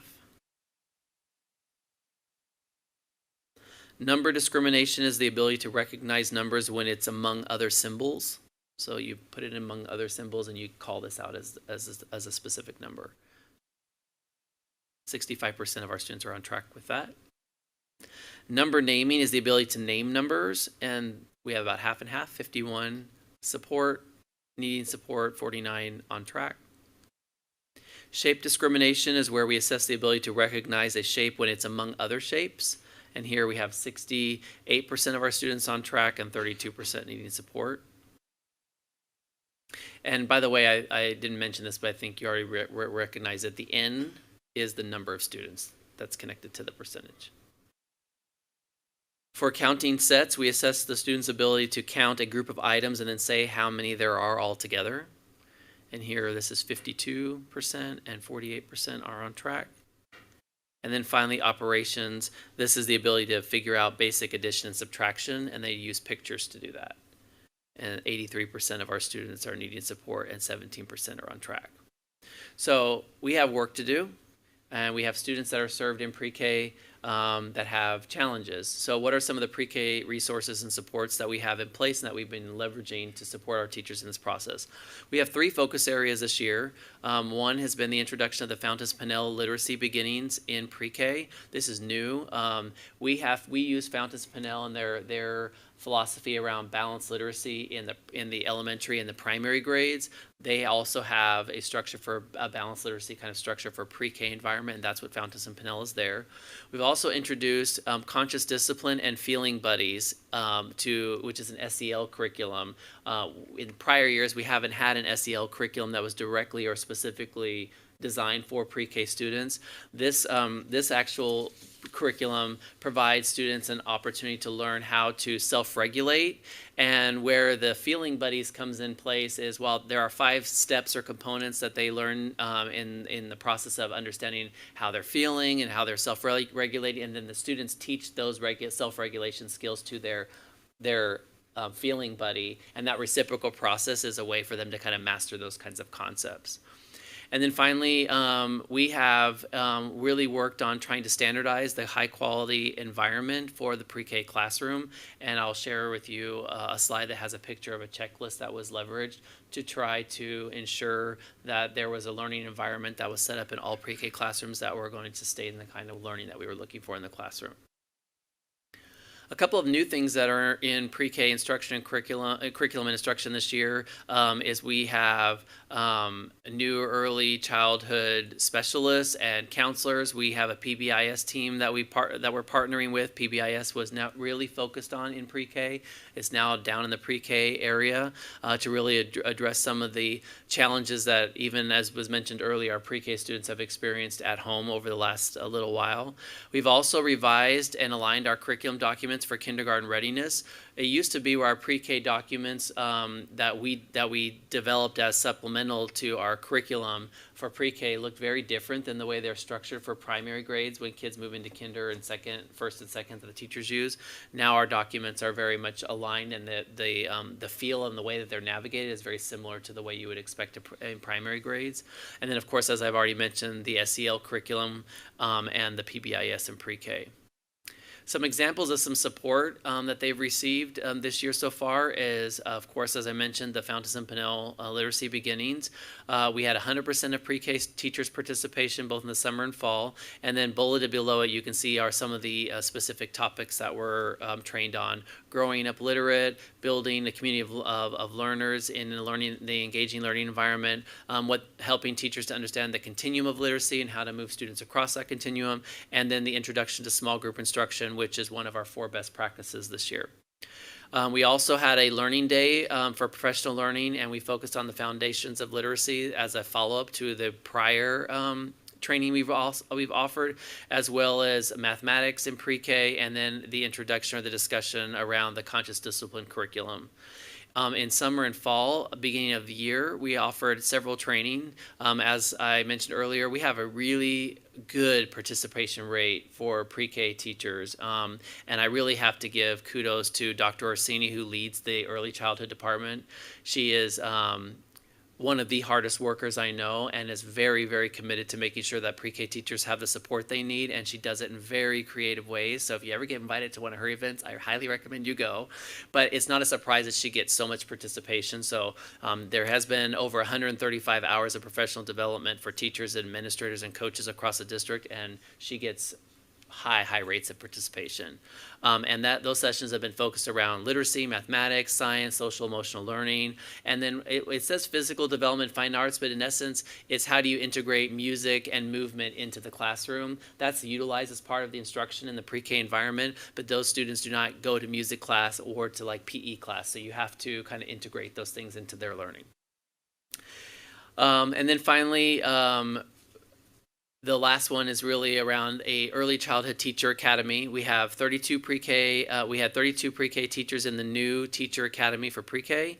And as you can see in front of you, there were several topics that was focused on during that academy as we inducted new teachers into our system: how to organize and manage a meaningful classroom environment, how to implement literacy instruction, how to leverage small group instruction.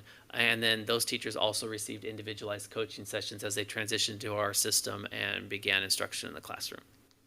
A few other things. I mentioned earlier that we have specialists in the department that go and support teachers in the campus. There's been over 280 hours of campus support to date. They also work in PLCs, campus PLCs for pre-K teachers to really try to tailor their support around the needs of the teachers and the students that are at those individual campuses. We also have a new pre-K coaching classroom learning environment walkthrough checklist, and that's what's highlighted, or those are the screenshots that you can see on the slide. What happens is the department, as they're walking the schools and working with teachers, look to verify that the classroom environment is at the standard the district's looking for in terms of high quality environment, and share feedback with the principals on that while they're there to support them in that process. And then you can see the other things. We had training that was provided to coaches and administrators, and then we also hosted training to help teachers understand how to take their beginning of year data, the CLI data, and then leverage that data to make instructional decisions. That's a pretty new thing for many pre-K teachers. For many years, the pre-K assessments were given in the classroom as a way of helping parents and them know how their kids are progressing, but to leverage that data to then drive instruction is what we're trying to help teachers to do today. And then, of course, we provided professional learning to TAs. TAs are play a vital role in pre-K. In every classroom there's a teacher, in every classroom there's a TA, and so we want to make sure that teachers' assistants also have an understanding of pedagogy and how to help assist the teacher in the classroom to double and maximize the support in that classroom, which, as you can see from the data, is very much needed.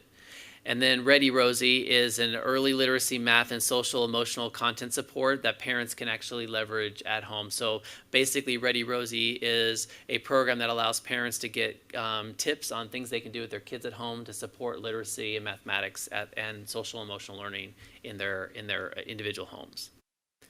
And this is just a slide that kind of shares what's coming up next over the next half of the school year. I'll just kind of skim through it, but you'll see that we have continued sessions on small group instruction and math centers.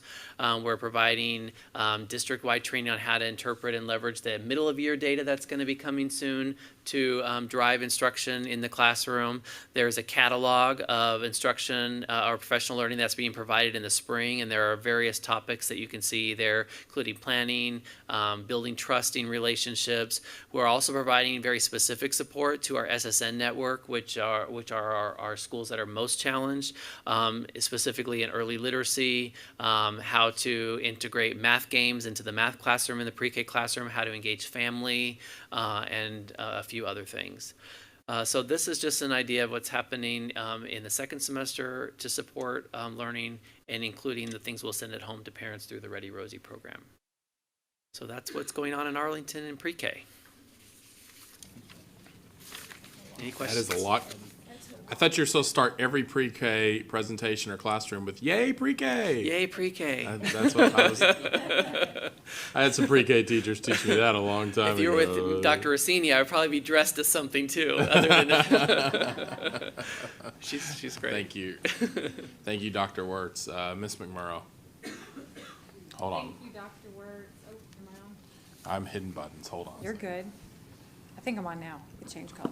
Okay. You're on now. Okay. There you go. Thank you so much. And when you were going over the data from the circle assessments, both literacy and math, a lot of these pieces, a lot of the content that was assessed are kindergarten standards. Isn't that right? Well, they're pre-K guidelines, but because it's towards kindergarten readiness, they're aligned to that. So the goal is that you leverage, while we're teaching these through the pre-K guidelines in the pre-K classroom, the idea is if they master these things, they're actually kindergarten ready, so they can actually engage in these more complex concepts when they get to kindergarten. So you're on the money. Got it, because I know that counting from 1 to 20, that's a kindergarten teak.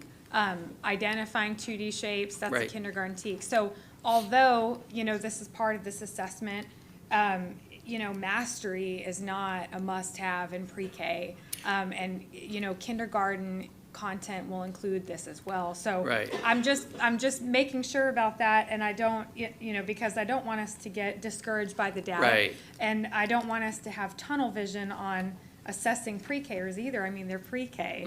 They're pre-Kers. They learn through play, and they need the same concept reinforced several times in many different ways.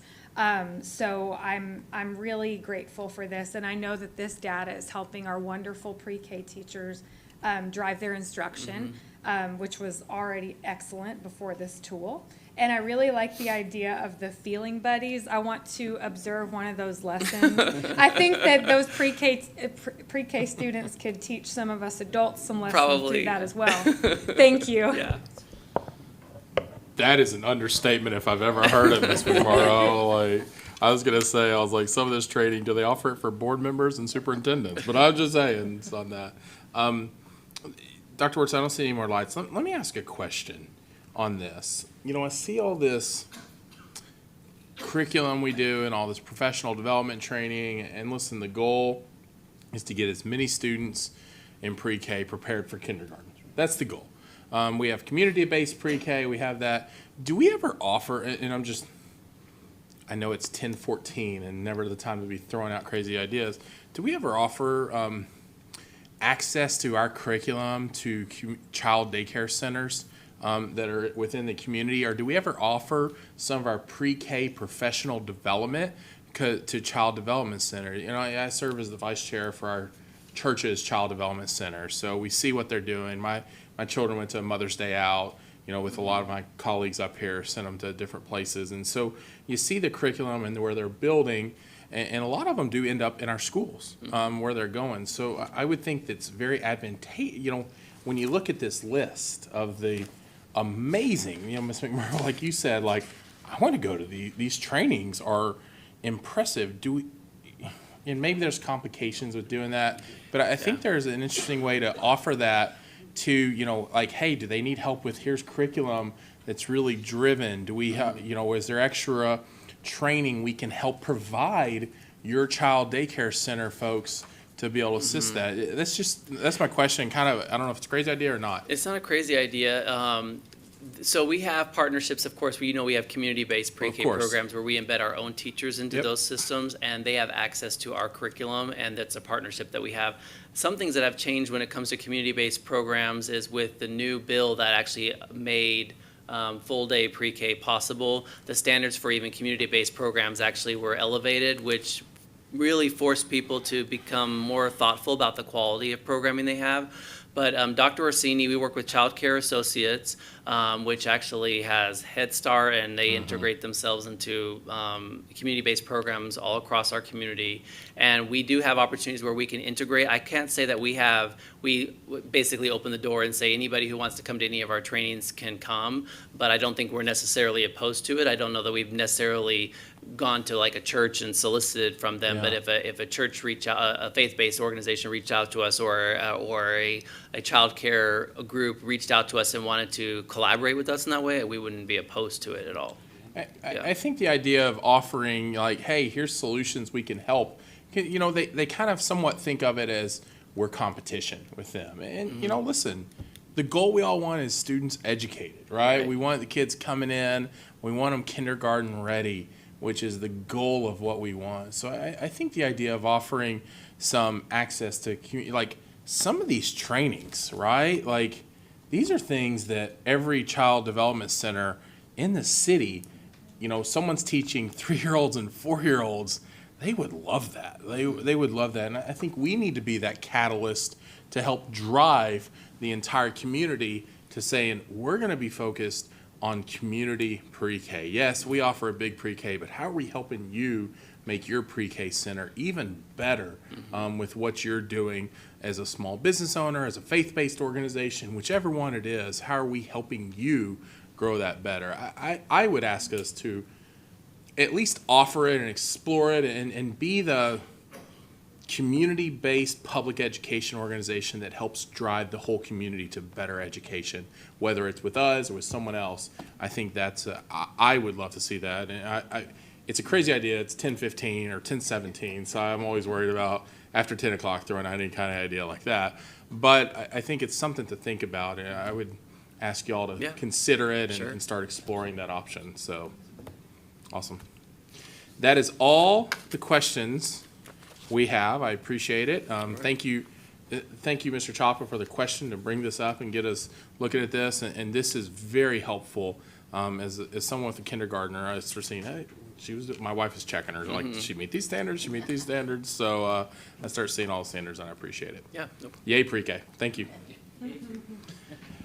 Next, we'll come to open forum for non-agenda items. Ms. Benjamin, do we have any requesters registered to address the board tonight? No, sir, we do not. Awesome. Thank you, Ms. Benjamin. Next, we'll go to Superintendent's report. Dr. Cavazos. Thank you, Vice President Hogg, and I'd like to just share a couple of items of information.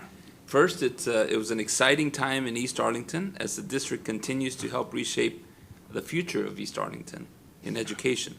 Last week, we broke ground at Thornton Elementary And yesterday, we broke ground at Barry. So if you look at those pictures, there's very, Look very at that. familiar. Look at that Hold on, look excitement. at that picture of Miss McMurrow there. I know. On the very- bottom.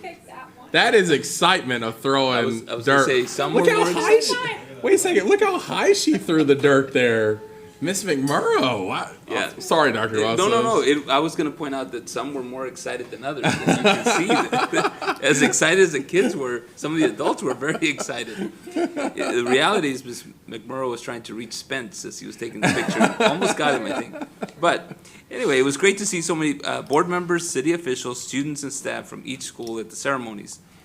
Both schools are set to open in the fall of 2023. Mr. Horn? That was just because you mentioned it there, and this principal reminded me that we're on a countdown, and we just started. But to really open these new buildings and help change the lives, as was mentioned there. So those pictures are wonderful. The kids had a great time. So thank you, Kelly, and everyone else who put this together. Communications team, Anita and Ryan and others. Thank you very much. All right, congratulations to the students at Bailey Junior High for continuing with their tradition of the Carson Cares Season of Giving project. Students collected daily necessities and toys for children who might otherwise not have those items, and filled shoe boxes with them. By the time the students were done, they had filled more than 400 boxes to be distributed to those in need. So congratulations to Bailey. This is one of the examples of a lot that's going across our district in relation to giving back to our community, and I'm proud of our students and staff for that continued generosity and love that they have for our community. In keeping with that spirit, I'd like to congratulate the English 4 students in Denise Barksley's class at Arlington High for their act of compassion. As an alternative for their journal entries, we all remember the journal entries, right? As an alternative to that, Ms. Barksley gave her students the option of writing letters and words of encouragement to the students of Mansfield-Timberview High School. The students and teachers at Timberview then took those letters and displayed them outside their classroom at the school. So thank you to Arlington High School and to Ms. Barksley's class for that act of compassion, but also of connection with our bigger community in Arlington. Finally, I'd like to thank everyone who had a hand in helping with the COVID-19 vaccination clinic that took place over the last month at our Career Tech Center. The event, which was put on by Tarrant County Public Health, was a success with, as mentioned earlier by Dr. Hill, more than 500 people showed up for the first round of vaccines, including 250 children aged 5 to 11. And you can see the lines. I was able to visit with other staff members there as well, and families. Very appreciative of this effort. I think in as far as the county is concerned, we certainly led the effort with vaccinations at this point. So I thank Tarrant County Public Health, Judge Whitley, and others for their partnership. And you can see even a young person there very happy about the vaccine. They weren't all very happy, but we picked the one that was. So I just thank everyone for their partnership.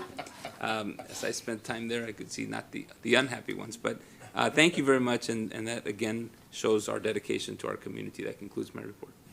Thank you, Dr. Cavazos. At this time, are there any school board reports?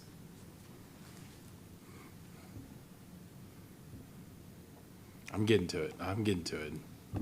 And the lottery winner was David Wilbanks. Mr. Wilbanks, go right ahead. Thank you, Vice President Hogg. A big shout out goes out to the choir of Bowie High School who performed for the Downtown Rotary Club today at our CVPA. They did an outstanding job. I think everyone was really blown away by the quality of talent that all of those students demonstrated today. It was really amazing. And on top of that, the Downtown Rotary was able to have a tour of our CVPA, and everyone was blown away and amazed, as well they should be, because it is an amazing building. And a big shout out to all of the voters who voted for that bond package and that continued improvement in providing those type of opportunities for students like the ones today that perform in really top caliber facilities, and that I think goes a long way to elevating their level of performance and talent, and really inspires them to to really perform at the top of their game. So again, thank you to Bowie. Bowie High School. Bowie High School. But I'll take it. Not thank you this guy. also. It's late, I'm tired. Mr. Chapa. Thank you, Vice President Hogg. I just wanted to express how grateful I am that had the opportunity this weekend to go to the CVPA, echo Mr. Wilbanks's discussion about how nice a facility it is. One of the goals we had in mind when we did that facility is we wanted to be a community hub and not just a site for AISD specific performances, but a community hub. Open it up to the community, and this weekend, the first large-scale show was there. The United Performing Arts Guild and United Performing Arts Center put on a production of the Nutcracker. On Thursday and Friday, they had 2 shows each day for our students who were bussed in from across the district. About 1,500 students total attended. Those shows were provided free to the students. For a lot of them, it was very neat to see them dressed up. It was a lot of their first time, not only at the CVPA, but to see a ballet performance, and it was really well done. Really exceeded the expectations for what I thought a community production of the Nutcracker would be, and just wanted to express my appreciation for that nonprofit group coming in and providing that to our students. Thank you, Mr. Chapa. Ms. McMurrow.